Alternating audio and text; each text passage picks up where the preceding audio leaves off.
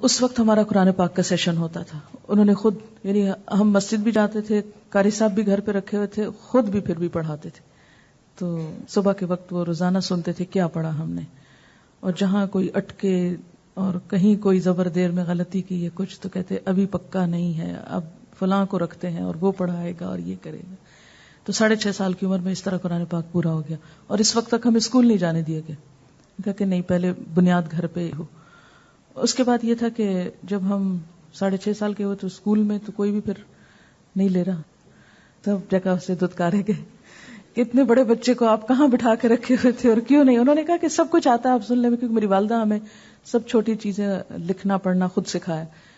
تو کہتے جو بچوں کو آتا ہے ان سے ٹیسٹ لے لیں، ان کو آتا ہے. لیکن آپ کو پتا ہے کہ ہمارے ہاں وہ جو انداز ہے وہ، تو اس پہ پھر ہمارے ننیال کا گاؤں تھا، تو وہاں پر میری ماموں کی بیٹیاں جو تھیں وہ ٹیچرز تھیں، اور میری نانی نے اصل میں اسکول کھولا تھا. نانا جو تھے وہ جو سے گاؤں کے چودھری ہوتے ہیں، تو ان کو بھی ایجوکیشن کا بہت، وہ بہت دیندار تھے. خیر ہمیں پھر وہاں بھیج دیا گیا. 1 سال ہمیں ماں باپ سے دور، نیچر سے قریب، اور گاؤں کے ماحول میں جہاں ابھی لائٹ نہیں آئی تھی، وہ پھر میرے سامنے ہی آئی. یہ 64 کی بات ہے شاید. تو دن تو اچھا گزر جاتا تھا لیکن رات بہت خراب ہوتی تھی، کیونکہ مجھے عادت نہیں تھی اندھیرے میں رہنے کی، تو وہ چراغوں کی اور اس چیز کی. لیکن میں سمجھتی ہوں کہ ان سب چیزوں نے ایک بہت، رات کے وقت گرمیوں میں گاؤں میں سب باہر سوتے ہیں، تو مجھے اچھی طرح یاد ہے وہ بھی ستاروں کے منظر اور جو گیلیکسیز اور وہ سب کچھ. 1 سال جو تھا یہ میری زندگی میں بہت اہم تھا، جانوروں کے قریب اور کھیتوں میں اور درختوں کے نیچے اور نہروں میں، اور پتہ نہیں کھیلے بھی خوب، لیکن اس کے ساتھ ساتھ یہ تھا کہ سیکھا بھی بہت کچھ. پھر اس کے بعد کلاس 3 میں پھر مجھے اسکول میں اپنے شہر میں داخلہ مل گیا، پھر واپس آ گئے. تو ہمارے والد جو تھے انہوں نے جب قرآن پاک ناظرہ پہلے تو ہمارا چلتا رہا، پھر اس کے بعد یہ تھا کہ ساتھ چھوٹی چھوٹی کہانیاں.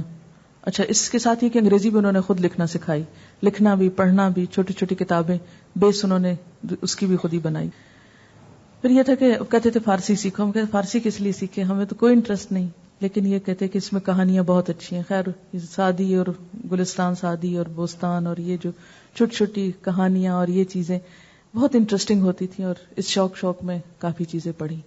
پھر عربی گرامر کی باری آ گئی، اس پہ آ کے اٹک گئی کہ میں نے تو بالکل نہیں عربی پڑھنی، نہ پڑھنی ہے نہ سیکھنی ہے. اور بس ادب، ایک بات ہے کہ میں نے بہت زیادہ احترام کیا اپنے والد کا، میں ان کی بات نہ نہیں کر سکتی.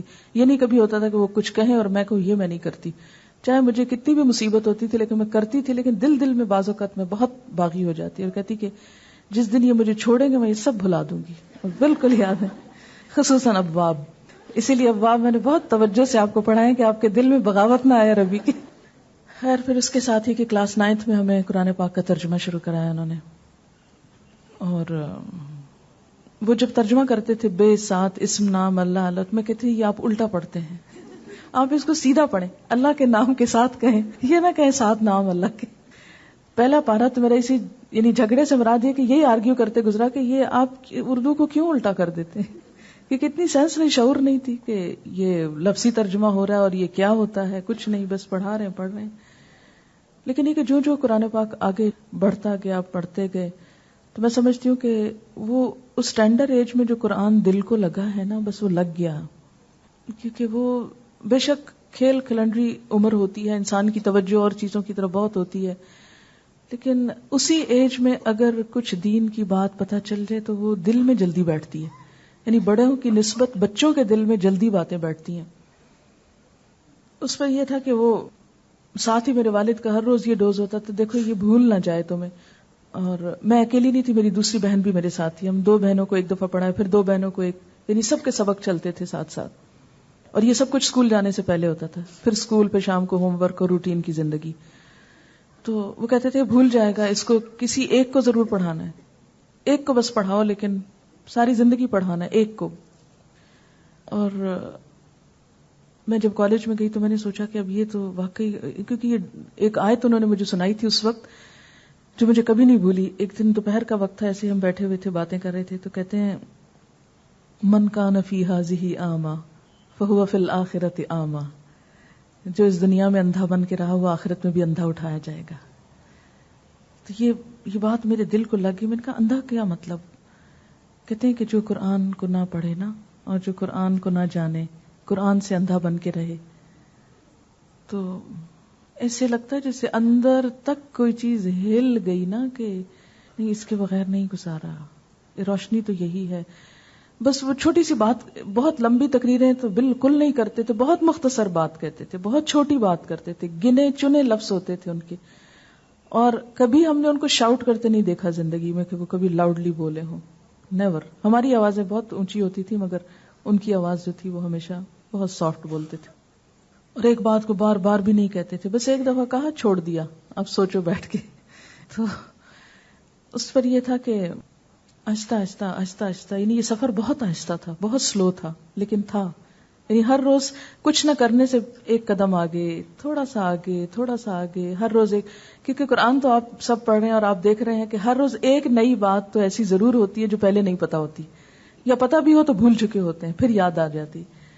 تو پھر میں جب کالج میں گئی تو ان کو یہ تھا کہ کالج میں جا کے لڑکیاں بہت بگڑ جاتی ہیں، اور تو پھر ذرا یہ ڈوز اور ہو گئی کہ دیکھو اگر تم وہاں کسی کو پڑھانا شروع کرو تو. خیر میں نے اپنی ایک دوست کو پڑھانا شروع کیا، ایک ہی تھی جس کو میں پڑھاتی تھی. کالج میں اور لڑکیوں کو بھی شروع کیا، لیکن یہ کہ وہ پھر کسی کی ٹرانسفر ہو گئی، کوئی چھٹ گئی کچھ، تو اس کو میں نے 4th ایئر تک پورا کروا دیا.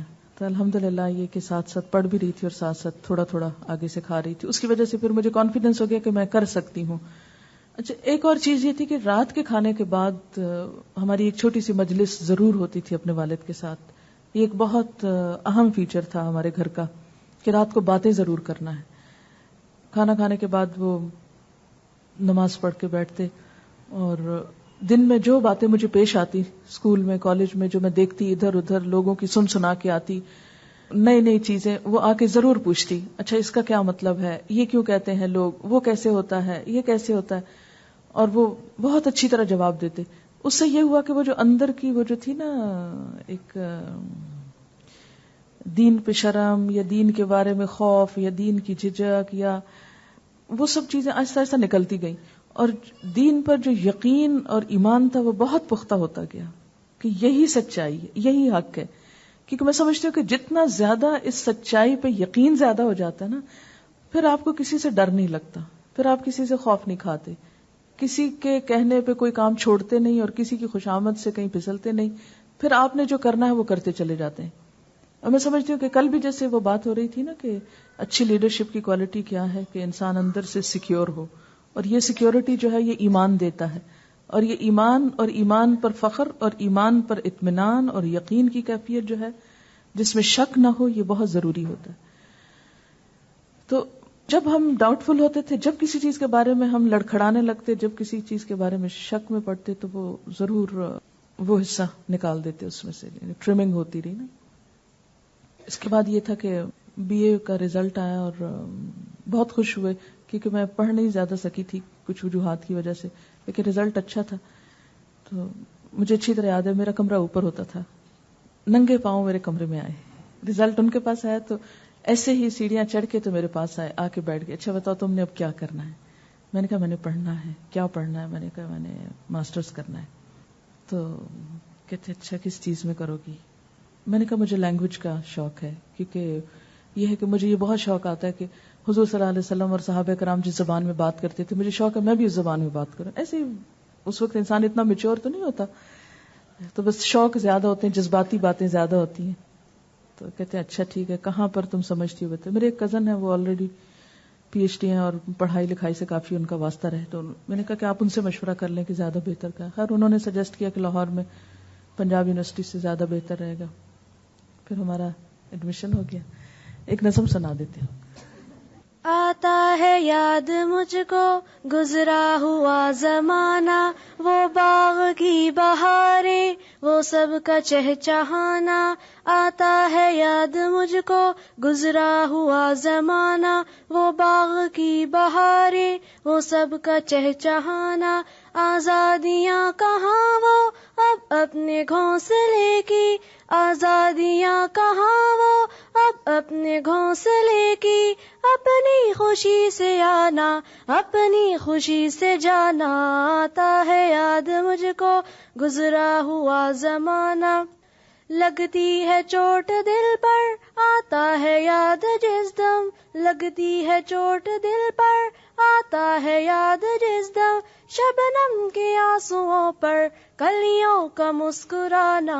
آتا ہے یاد مجھ کو گزرا ہوا زمانہ، وہ باغ کی بہاریں، وہ سب کا چہچہانا، وہ پیاری پیاری صورت، وہ کامنی سی مورت، وہ پیاری پیاری صورت، وہ کامنی سی مورت. آباد جس گدن سے تھا میرا آشیانہ. آتا ہے یاد مجھ کو گزرا ہوا زمانہ. آتی نہیں صدائیں اس کی میرے قفس میں، آتی نہیں صدائیں اس کی میرے قفس میں. ہوتی میری رہائی اے کاش میرے بس میں. آتا ہے یاد مجھ کو گزرا ہوا زمانہ، وہ باغ کی بہاریں، وہ سب کا چہچہانا. کیا بد نصیب ہوں میں گھر کو ترس رہا ہوں، کیا بد نصیب ہوں میں گھر کو ترس رہا ہوں. ساتھی تو ہے وطن میں قید میں پڑا ہوں. آتا ہے یاد مجھ کو گزرا ہوا زمانہ. آئی بہار کلیاں پھولوں کی ہنس رہی ہے، آئی بہار کلیاں پھولوں کی ہنس رہی ہے. میں اس اندھیرے گھر میں قسمت کو رو رہا ہوں. آتا ہے یاد مجھ کو گزرا ہوا زمانہ. اس قید کا الہی دکھڑا کسے سناؤں، اس قید کا الہی دکھڑا کسے سناؤں. ڈر ہے یہیں قفس میں غم سے مر نہ جاؤں. آتا ہے یاد مجھ کو گزرا ہوا زمانہ، وہ باغ کی بہاریں، وہ سب کا چہچہانا.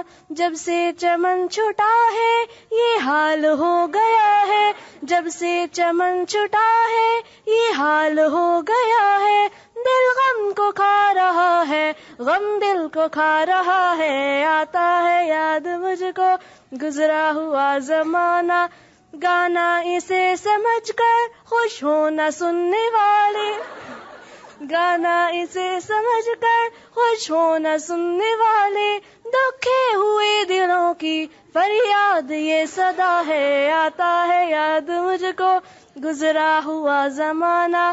آزاد مجھ کو کر دے او قید کرنے والے، آزاد مجھ کو کر دے او قید کرنے والے. میں بے زباں ہوں قیدی تو چھوڑ کر دعا لے. آتا ہے یاد مجھ کو گزرا ہوا زمانہ، وہ باغ کی بہاریں، وہ سب کا چہچہانا. اگر یہی نظم پچھلے سال آج کے دن سنائی جاتی تو شاید میں یہاں بیٹھ نہ سکتی. اب تو کفت سے مانوس ہو گئے. جی ہاں، میرے والد نے اوروں کو بھی، یعنی ہم سب بہن بھائیوں پہ توجہ دی، لیکن ہر ایک نے اپنی اپنی شوق سے پایا. میری جو چھوٹی بہن ہے نمبر 2، وہ بہاولپور میں ہوتی ہیں اور وہاں بہاولپور یونیورسٹی میں پڑھاتی ہیں، ایجوکیشن ڈپارٹمنٹ میں ہوتی ہیں. اور شام کے وقت ان کی کلاسز ہوتی ہیں جس میں الحمدللہ کافی لوگ قرآن پاک کا اسی طرح ترجمہ وغیرہ پڑھ رہے ہیں اور ان کی آگے اسٹوڈنٹس بھی پڑھا رہی ہیں. نمبر 3 جو بہن ہے وہ اسلام آباد میں ہوتی ہیں اور وہ ایز سچ تو تبلیغ کا کام نہیں کر رہی. انہوں نے وہاں جب 5th بیچ میں میرے سے پڑھا ہے دوبارہ. ویسے انہوں نے پڑھا تو تھا والد سے بھی، لیکن یہ کہ بچوں میں پڑھ کے اور پھر جب چھٹ جاتا ہے تو پھر بھول جاتا ہے. تو 5th بیچ کا ایئر انہوں نے میرے ساتھ لگایا، تو اب وہ تھوڑا تھوڑا کر رہی ہیں. لیکن ابھی نمبر 4 جو ہے وہ ساجدہ ہے ان کا نام، اور وہ اسلام آباد میں ہی ہوتی ہیں. انہوں نے حفظ کا بنایا ہوا ہے سینٹر، اور اس میں کافی سارے بچیاں اور بچے جو ہیں وہ قرآن پاک حفظ کر رہے ہیں اور اس کے ساتھ وہ کلاسز بھی لیتی ہیں. میرے آنے کے بعد جہاں میں رمضان کا کروایا کرتی تھی انہوں نے کروایا ہے. اور اس کے علاوہ نمبر 5 جو ہے وہ ابھی اس کے 2 بچے ہیں اور ابھی وہ پلان کر رہی ہے کہ انشاءاللہ آپ واپس آئیں تو پھر میں آپ سے دوبارہ پڑھوں گی اور دوبارہ روٹین میں آؤں گی. تو دیکھیں کیا ہوتا ہے. بھائی جو ہیں بڑے جو ہیں میرے والد کے ہی کلینک پر ہوتے ہیں، اور اس سے چھوٹے جو ہیں وہ آج کل ڈنمارک میں ہیں، فارن آفس میں ہوتے ہیں. اس سے چھوٹے جو ہیں وہ ٹوینس ہیں. ٹوینس کے ساتھ کے جو دوسرے ہیں، جو ایک جو باہر ہوتے ہیں اور ایک ان کے ساتھ کے وہ کچھ بیمار ہیں. ان کو بچپن میں ان کو فٹس وغیرہ پڑے کچھ، اس کی وجہ سے وہ ایز سچ زیادہ پڑھ نہیں سکے، اور کچھ ابھی بھی کچھ مینٹلی بہت زیادہ فٹ نہیں ہے. اور اس کے بعد جو اگلے جو ہیں وہ اسلام آباد میں ہوتے ہیں، اور اس سے بعد اس سے چھوٹے جو ہیں وہ قائد اعظم یونیورسٹی سے ایم فل کر رہے ہیں، اس سے چھوٹے جو ہیں وہ سرگودا میں دوسرے بھائی کے پاس ہوتے ہیں، ان کے ساتھ کام کرتے ہیں، اور سب سے چھوٹے جو ہیں وہ کے میں ہوتے ہیں، ابھی میڈیکل کے 5th ایئر میں 4th میں، کیونکہ وہ سال بدل جاتا ہے اور ہمیں ہوش نہیں ہوتی. امی کا ارادہ تھا آنے کا، لیکن گرمی بہت تھی. جب وہ آنا چاہ رہی تھی میں نے کہا ابھی آپ گھبرا جائیں گی بہت، ابھی نہ آئیں. اور اب میں سوچ رہی تھی کہ جب ختم قرآن ہو تو پھر بلاؤں، کیونکہ کسی موقع پہ بلانا ذرا اچھا لگتا ہے. اور ہاسٹل میں جہاں میں رہتی ہوں تو میں اوپر رہتی ہوں، تو ان کی ٹانگوں میں تکلیف ہے کچھ، تو ان کے لیے اوپر آئی تو نیچے اترنا، نیچے ہوں تو اوپر آنا، پھر مجھے لگے گا کہ میں ان کو بہت تکلیف دے رہی ہوں.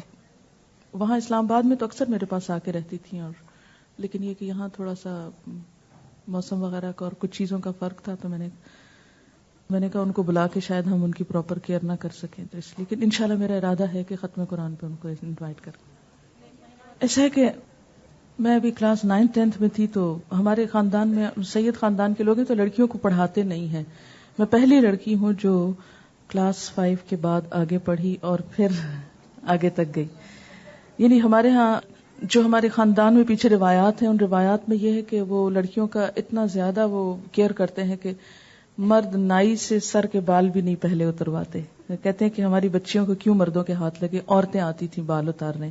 تو بہت زیادہ جیسے سید پیر گھرانوں میں ہوتا ہے، کیونکہ ہمارے جو آبا و اجداد کی کچھ قبریں وغیرہ جہاں بنی، نیک لوگ تھے اللہ کے فضل سے، تو لوگوں نے پھر آپ کو پتا ہے کہ ہمارے ہاں ذرا بھی کسی کی اگر ایسی کوئی چیز مشہور ہو تو عموماً لوگ قبروں پہ پھر شروع کر دیتے ہیں. اسی لیے میرے والد نے وہ علاقہ چھوڑ دیا جہاں پر ان کے آبا و اجداد تھے. تو میری پھپھا جو تھی، میں نے آپ کو جیسے پہلے بتایا کہ وہ بیوہ ہو گئی تھی، تو پھر ہمارے ہی گھر میں ہوتی تھی، تو بہت ساری چیزوں میں ان کا مشورہ اور ان کی ہمیں بہت لک آفٹر کیا، انہوں نے بہت خیال رکھا. میں سمجھتی ہوں کہ ہماری تربیت میں ان کا بھی ایک بہت بڑا حصہ تھا. چھوٹی چھوٹی چیزوں پہ دھیان رکھتی تھیں، کیا باتیں کر رہی ہیں، کہاں جا رہی ہیں، کہاں سے آ رہی ہیں، کون آیا کون گیا. تو میں سمجھتی ہوں کہ یہ اچھی چیز ہوتی ہے. اس میں سمجھتی ہوں میری والدہ کا بہت بڑا رول ہے. انہوں نے کبھی ہمیں ہماری پھپھو کے بارے میں، عموماً آپ دیکھیں کہ اگر کوئی بھی نند گھر میں بیوہ ہو کر آ جائے تو اس کی کیا حالت ہوتی ہے، اور وہ لڑائی جھگڑے فساد، آپ یقین کریں کبھی ایسی کوئی چیز ہم نے نہیں دیکھی. بلکہ کبھی اگر کوئی چیز ایسی ہو بھی جاتی جو ہماری اماں کو ناگوار ہوتی تو انہوں نے کبھی یہ نہیں کہا تھا کہ یہ کیوں ہمارے گھر میں ہے یا کس لیے یہ سب کچھ ہو رہا ہے. ہمیشہ عزت دی اور عزت لی. اور میں سمجھتی ہوں کہ میری مدر کے لیے ایک بہت ہیلپنگ ہینڈ تھی وہ، ہماری تربیت کے لیے اور ہمارا خیال رکھنے کے لیے، کیونکہ ہماری امی ٹوینز جب خاص طور پہ پیدا ہوئے بھائی تو بہت مصروف ہو گئی. تو وہ میرے والد کو ہمیشہ کہتی رہتی تھی یہ بڑی ہو گئی ہیں، ان کی شادی کر دو. ان کے پہلے تو چھوٹی تھی میں، لیکن بعد میں جب میں بڑی ہوئی اور یہ تھا کہ کچھ نہ کچھ ڈیسیژن لینا تھا، تو میرا یہی فرسٹ پرائرٹی تھی کہ کوئی ایسا شخص ہو جو اب مجھے اس کام میں مددگار ہو اور اس میں روکے نہیں. لہٰذا جتنے بھی دنیا سے متعلق رشتے تھے وہ سارے ایک کے بعد ایک ریجیکٹ ہوتے گئے. میری والدہ کافی پریشان ہوتی تھی. وہ کہتی تھی کہ اس لڑکی کو پتہ نہیں کہاں جانا ہے اور اس نے کیا کرنا ہے، اور یہ اتنی بڑی ہو رہی ہے اور اس کی ابھی تک کوئی بات پکی نہیں ہو رہی ہے. اور جب میں گھر آتی، میں ہاسٹل چلی گئی تھی BA کے بعد، جب میں گھر آتی تو یہی موضوع، یہی ایشو، یہی بات، جیسے ہر گھر میں ہی چلتا ہے. تو میرے والد بہت اچھے انسان تھے کہ ہم سے بالکل دوستانہ باتیں ہوتی تھی. جو بات میں اپنی امی کو بھی نہیں کہہ سکتی تھی میں ان کو کہہ لیتی تھی. اور کوئی بھی رشتہ آتا، کہیں بھی کوئی بات ہوتی تو میں اوپنلی ڈسکس کرتی تھی کہ آپ نے ہماری تربیت ایسے کی ہے اور اب اس لحاظ سے سوچ لیں کہ اس چیز کا کیا ہوگا، اس کا کیا ہوگا. تو وہ سمجھتے تھے، کنسیڈر کرتے تھے. لیکن پھر یہ تھا کہ پھر کہاں ہو اور کہاں سے ہم لائیں تمہارے لیے جو تم چاہتی ہو، پتہ نہیں کہاں. والد نہیں کہتے تھے لیکن اور لوگ، خالائیں اور دوسرے تیسرے، تم بہت مغرور ہو گئی ہو پڑھ لکھ کے، اور اسی لیے تو کہتے ہیں بیٹیوں کو پڑھاؤ نہیں، اور ان کو خوب تانے شانے سننے پڑتے تھے. خیر اس کے بعد یہ ہوا کہ ان کا پروپوزل آیا، اور میرے والد جب دیکھنے کے لیے گئے ان کے ہاں، تو ان کے بھی، ان کے والد، ان کے والد، پھر ان کے والد، یعنی 4-5 نسلوں سے سب ایک کے بعد ایک بہت عالم اور اچھے لوگ تھے. لیکن ان کے اور ہمارے تھوڑے سے خیالات میں دین کے اعتبار سے، جتنے بھی ریلیجس لوگ ہوتے ہیں ان کی تھنکنگ میں بہت فرق ہوتا ہے. میرے والد کے جو آئیڈیل تھے وہ مولانا مودودی تھے. تو میرے والد جب رشتہ دیکھنے کے لیے گئے تو جس مسجد میں ان کے والد نماز پڑھ رہے تھے اور جو سب لوگ تھے وہ ان کو بہت برا بھلا کہہ رہے تھے. لیکن کہتے ہیں کہ ہم پتہ نہیں میرے بھائی تھے کوئی ساتھ یا کون، تو انہوں نے واپس آ کے قصہ سنایا. کہتے ہیں کہ میں تو سوچا کہ اب یہ تو پتہ نہیں کیا ہوتا ہے، کیونکہ آپ کو پتہ مولوی صاحبان عموماً جب خطبہ دیتے ہیں تو وہ کسی نہ کسی شخصیت یا کسی نہ کسی چیز کے بارے میں برسنا شروع کر دیتے ہیں. تو وہ بھی اسی طرح مولانا مودودی نے یہ لکھا ہے، وہ کیا ہے، وہ کیا ہے، اس طرح کی بہت ساری باتیں.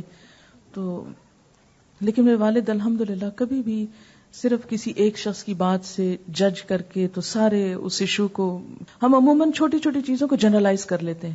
اگر کسی کے گھر میں گئے ہیں تو کسی ایک بچے نے کچھ کیا تو ہم کہیں یہ سارے ہی ایسے ہیں، جنرلائز کر لیتے ہیں نا بات.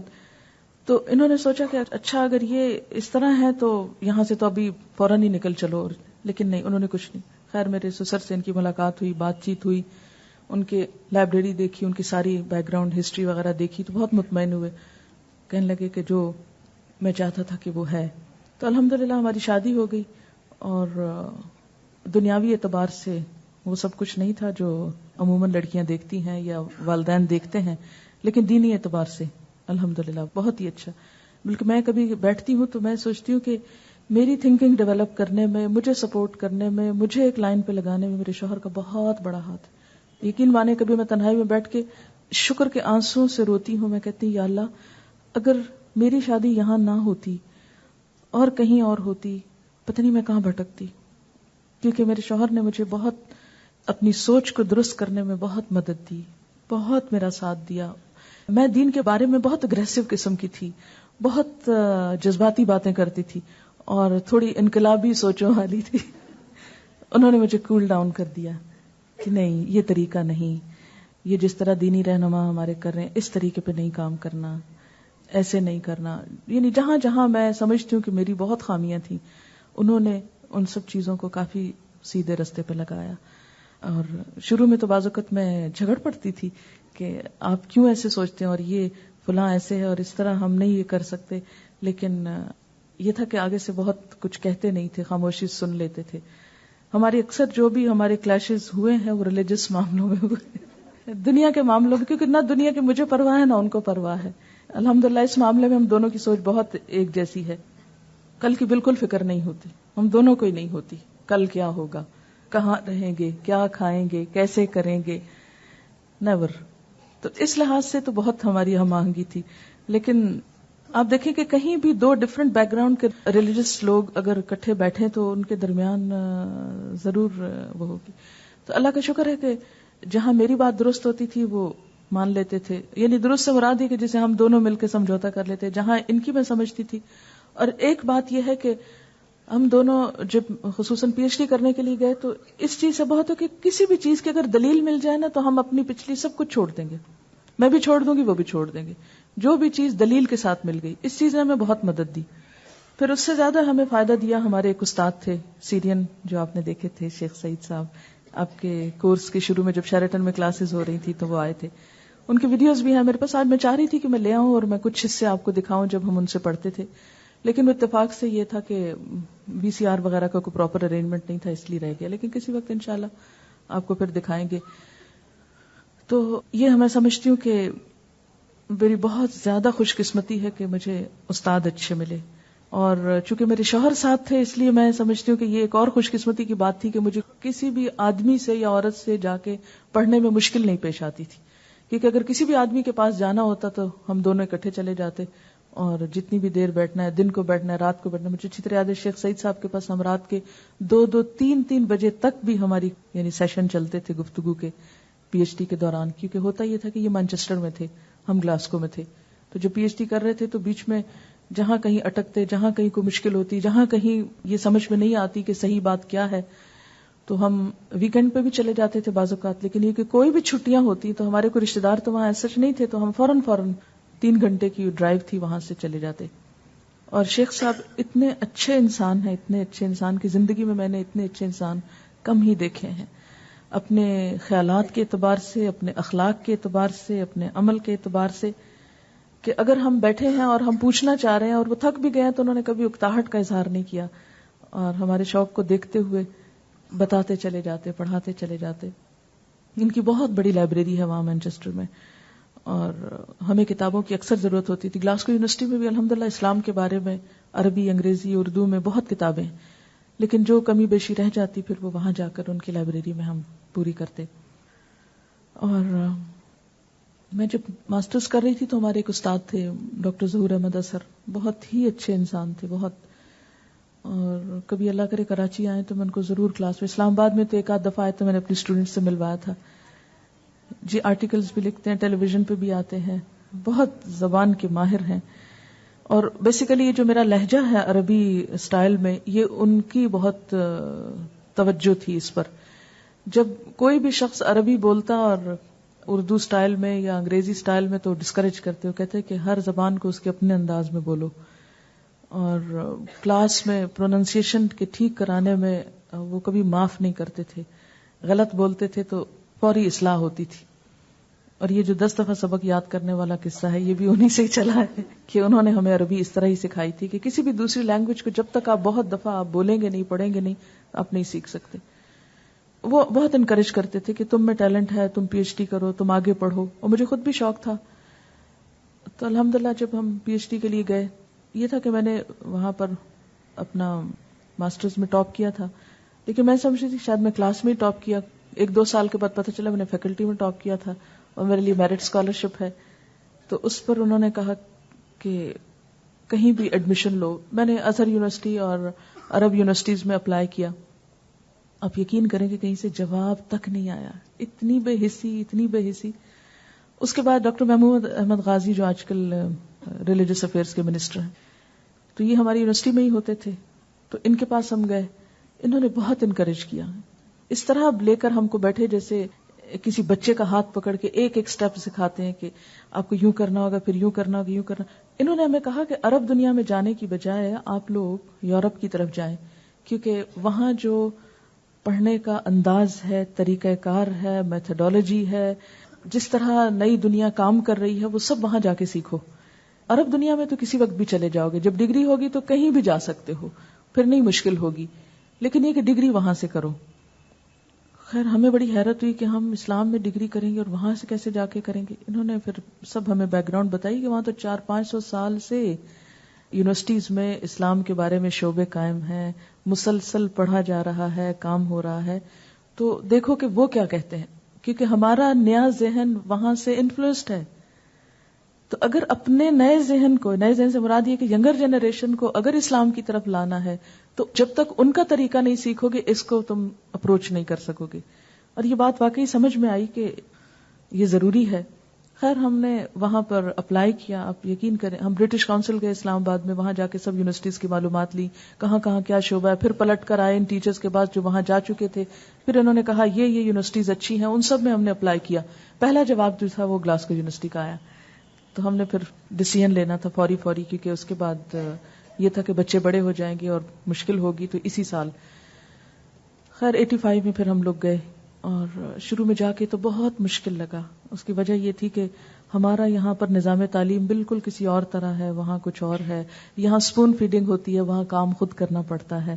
یہاں ایک آدھ کتاب رٹ لی جاتی ہے, وہاں کتابوں پہ کتابیں پڑھنی پڑتی ہیں. یعنی ایون پی ایچ ڈی کا کام شروع کرنے سے پہلے مجھے کئی کتابیں صرف ریڈنگ کرنی پڑی کہ اپنا مائنڈ میک اپ کرنے کے لیے کہ مجھے کرنا کیا ہے. اور پی ایچ ڈی میں کلاسز نہیں ہوتی ہیں سچ کہ استاد بیٹھ کے کتاب کھول کے کوئی ڈکٹیٹ کرا رہا ہے یا پڑھا رہا ہے, یا کچھ ریسرچ ورک ہوتا ہے جو خود ہی کرنا ہوتا ہے. تو اس میں مختلف لوگوں سے میں نے مشورہ کیا. میرا اپنا پرسنل انٹرسٹ قرآن میں تھا, لیکن میرے ہسبینڈ نے ہی مجھے مشورہ دیا, کہنے لگے کہ دیکھو قرآن تمہارا انٹرسٹ ہے, تم اپنے والد سے سبق پڑھ چکی ہو, تفسیریں پڑھ چکی ہو, تم وہ کرو جو ابھی تک تمہیں نہیں آتا, اور وہ حدیث ہے. تمہیں اس معاملے میں ابھی پوری طرح کانفیڈنس نہیں. اور پھر یہ کہ کئی ایک جگہوں پر ایسا بھی واقعہ ہوا کہ کئی مجلسوں میں گئے اور وہ لوگوں نے حدیث کا صاف انکار کر دیا اور کہا جی صرف قرآن کی بات کریں, حدیث کی بات ہی نہ کریں. تو ان چیزوں نے پھر بہت زیادہ وہ کیا کہ واقعی جاننا تو چاہیے کہ کیا حقیقت کیا ہے اس کی. خیر شروع کیا, اور میرا یہ تھا کہ ماسٹرز میں نے چونکہ عربی میں کیا تھا, عربی میں حدیث کا ایک حصہ ہے لیکن وہ صرف لینگویج کو دیکھتے ہیں, وہاں اس کی ہسٹری اور اس کی جو سارے علوم ہیں وہ نہیں ہوتے. خیر ہم نے پھر جب یہ سبجیکٹ شروع کیا تو میرے لیے تو بہت نیا تھا. میں تو بیٹھ کے آدھا دن اسی پہ جھگڑتی تھی کہ یہ جو ان کے نام ہیں یہ اس طرح کیوں رکھتے تھے, یہ وقاص کا کیا معنی اور عطاس کا کیا معنی ہے, اور حمام ابن منبہ کا کیا معنی ہے, اور یہ نام کیوں رکھتے تھے, اور یہ ایسا کیوں تھا, اور یہ ایسا کیوں تھا. شیخ صاحب جو تھے یہ بہت ہی کائنڈ ٹیچر تھے. پتہ نہیں میں کتنی دیر بیٹھ کے صرف فضول سوال کرتی تھی.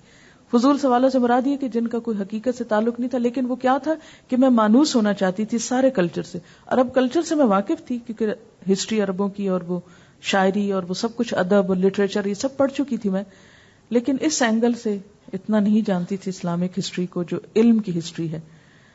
خیر انگریزی میں, عربی میں, اردو میں جو بھی کتابیں وہاں, ایون جرمن اور فرینچ میں کچھ کتابیں تھیں, آرٹیکلز تھے کہ جو بہت اچھے لکھے ہوئے تھے لیکن مجھے نہیں آتے تھے. مگر وہاں یہ سہولت تھی کہ لوگ جرمن اور فرینچ جانتے تھے, تو ان کے ساتھ بیٹھ کے میں نے وہ چیزیں بھی پڑھی جو ہماری ہسٹری سے متعلق تھیں. پھر کام کرتے کرتے اللہ کا شکر ہے کہ بہت کچھ پڑھ ڈالا اور بہت شرح صدر ہوا, اور اللہ نے مجھے اس بات کا بھی اعزاز دیا کہ پاکستان کی میرے جاننے کی حد تک پہلی خاتون تھی جس نے اس فیلڈ میں پی ایچ ڈی کی تھی, کیونکہ اسلامیات کی اور فیلڈز میں تھی لیکن یہ سبجیکٹ تھوڑا سا ڈرائی ہے. اور علوم الحدیث کی ایک کتاب ہے, اس کے شروع میں لکھا ہوا کہ یہ وہ علم ہے جس کو مرد پسند کرتے ہیں اور عورتیں ناپسند کرتی ہیں. یعنی یہ کیا علم ہے نا, علم الحدیث کے انٹروڈکشن میں. تو میں نے کہا اچھا, اسی لیے مجھے شروع میں زیادہ مشکل آئی کہ میرے مزاج کے اندر فٹ نہیں ہو رہا تھا. لیکن الحمدللہ پھر شیخ صاحب سے میں نے باقاعدہ کتابیں پڑھی اس علم کی. پھر یہ کہ واپس آ کے میرے سسر کافی عالم تھے, ان سے پھر میں نے کچھ چیزیں پڑھی. پہلے بھی تھوڑی بہت کرتی, پہلے اتنی پرواہ نہیں تھی کہ یہ بھی سیکھنے کی چیز ہے, لیکن پھر صحیح معنوں میں شوق پیدا ہوا. پھر اس کے دوران ہی ہمیں یہ خیال آیا کہ کیوں نہ عرب ورلڈ کو بھی وزٹ کیا جائے اور وہاں پر بھی جو کچھ ہے وہ سیکھا جائے, دیکھا جائے. اس کے لیے ترکی میں مسلمانوں کی بہت ساری میراث ہے, بہت پرانی کتابیں ہیں, اتنا کچھ ہے کہ جتنا کسی عرب اسلامی ملک میں نہیں ہے. وہاں کے لیے ویزا لینا یہ ایک بڑا مرحلہ تھا, کیونکہ اسکارف اور حجاب کے ساتھ وہاں کی یونیورسٹیز میں جانا اور وہاں کی لائبریریز میں جانا ایک کافی بڑا مرحلہ تھا. لیکن اللہ نے آسان کیا, ہم تقریباً 1.5 مہینہ وہاں پر رہے, جو کچھ وہاں سے مل سکتا تھا وہ لیا. پھر اس کے بعد سیریا گئے, پھر اس کے بعد جارڈن گئے, پھر اس کے بعد سعودی عرب میں 3 مہینے رہے, پھر اس کے بعد ایجپٹ میں 1 مہینہ رہے. اور یہ سارا وقت جو تھا مسلسل ہم گھر سے باہر ہوٹلوں میں اور پتہ نہیں ہاسٹلوں میں اور کہاں کہاں, حتیٰ کہ جب میں واپس گئی وایا اٹلی تو میں نے جا کے کہا کہ میں آج کے بعد گھر سے بالکل نہیں نکلوں گی. میں اتنی تھک چکی تھی, تھکنے سے مراد یہ ہے کہ اتنی اکتا چکی تھی اس آرٹیفیشل لائف سے کہ دن کتابوں اور لائبریریوں میں اور راتیں ہوٹلوں میں. اور لیکن اللہ کا کتنا بڑا احسان ہے کہ میرے ہسبینڈ میرے ساتھ تھے. مجھے کسی بات کی فکر نہیں ہوتی تھی کہ میں کسی جھونپڑی میں ہوں یا کسی جگہ پر ہوں, کہیں پر بھی ہوتی تھی. یہ بہت بڑا احسان ہے اللہ کا مجھ پر. خیر بہت مشکل مرحلے بھی آئے, خاص طور پہ پی ایچ ڈی کرنے کے لیے جب ہم گئے تو ہمارے پاس ایک اسکالرشپ تھا, دوسرا ہمیں خود کرنا تھا, اور سب جانتے ہیں کہ کتنی زیادہ فیسیں تھیں. ہمارا ایک پلاٹ تھا, ہم نے جاتے ہوئے وہ بیچا, اور یہ تھا کہ 1 سال کی فیس کا کیا, پھر اور فیس کا الحمدللہ انتظام ہوتا گیا. تو اس میں یہ تھا کہ میں چونکہ بہنوں میں بڑی تھی اور اماں کا یہ ہوتا تھا کہ تم پڑھاؤ بہن بھائیوں کو, چھوٹوں کو. مجھے گھر کے کام بہت کم بلکہ نہ ہونے کے برابر کرنے کا موقع ملا. اس کی وجہ سے مجھے, اور وہاں تو باہر جا کے آپ کو پتا ہے نہ کوئی سرونٹس ہوتے ہیں اور نہ کچھ, سب کچھ خود کرنا ہوتا ہے. جیسی میں ویسے میرے ہسبینڈ, نہ ان کو کچھ پکانا آئے نہ مجھ کو آئے, نہ یہاں سے برتن لے کر گئے. وہاں ہر چیز پاؤنڈز میں ملتی تھی اور وہ پاؤنڈز جو تھے وہ اتنے نہیں تھے کہ وہ سب کچھ خرید سکتے. میں نے سب سے زیادہ اپنا زندگی میں جو غربت کا زمانہ دیکھا ہے وہ اپنی طالب علمی کا یورپ میں دیکھا ہے. اب سوچ نہیں سکتے کہ میں نے, یعنی لوگ تو سمجھتے باہر جا کے معلوم نہیں کیا وارے نعرے ہو جاتے ہیں, لیکن چونکہ ہمیں تو اپنی فیس وغیرہ اور کتابیں اور بس خرچ ہی خرچ تھا. وہاں تو ایک چیز کے اوپر, ہر چیز پہ آپ کو سپینڈ کرنا پڑتا ہے, اور خصوصاً جہاں آپ کے نہ کوئی رشتے دار ہو نہ کوئی ایسے, کیونکہ میں کسی ایک شخص کو بھی گلاسکو میں نہیں جانتی تھی جب میں وہاں پر گئی. تو یہ تھا کہ برتن دھونے پڑتے تھے تو میرے ہاتھوں کے اوپر وہ سخت لکوڈ کی وجہ سے الرجی ہو گئی. اور ایک دن میں نے بھول کے پتہ نہیں کچھ پڑھ رہی تھی اور ہنڈیا میں کچھ جلنے لگا تو میں نے جلدی سے ڈھکن ایسے ہی اٹھا لیا. وہ ایسا یہاں پر نشان پڑا کہ کئی دن قلم نہیں پکڑ سکی اور روتی تھی دن رات, کیونکہ ایک تو بچے بھی پیچھے چھوڑ کے گئی تھی, اور دوسرا یہ کہ پڑھائی بہت مشکل تھی, تیسرا یہ تھا کہ ویدر اتنی ٹھنڈ ہوتی تھی کہ امیجن نہیں کر سکتے, اور چوتھا یہ تھا کہ میں پریگننٹ تھی. مجھے پتا نہیں تھا جب میں پاکستان سے گئی ہوں, تیمیہ پیدا ہونے والی تھی. اس کے پورے 8 ماہ بعد, یعنی جس دن ہم گئے اس سے 8 مہینے 4 ویکس کی پریگننسی تھی. مجھے کچھ خبر نہیں تھی. شاید یہاں اگر پتا چل جاتا تو ہم وہ کینسل کر دیتے کہ 1 سال بعد جائیں گے. تو مجھ سے کچھ کھایا نہیں جاتا تھا. اس فضا میں مجھے عجیب و غریب سمیلز آتی تھی, وہ جو کیمیکلز اور پتہ نہیں کیا کیا, ٹوٹلی انوائرنمنٹ چینج. پورا سال میں اتنا روئی ہوں جو میں پوری زندگی میں شاید نہ روئی ہوں.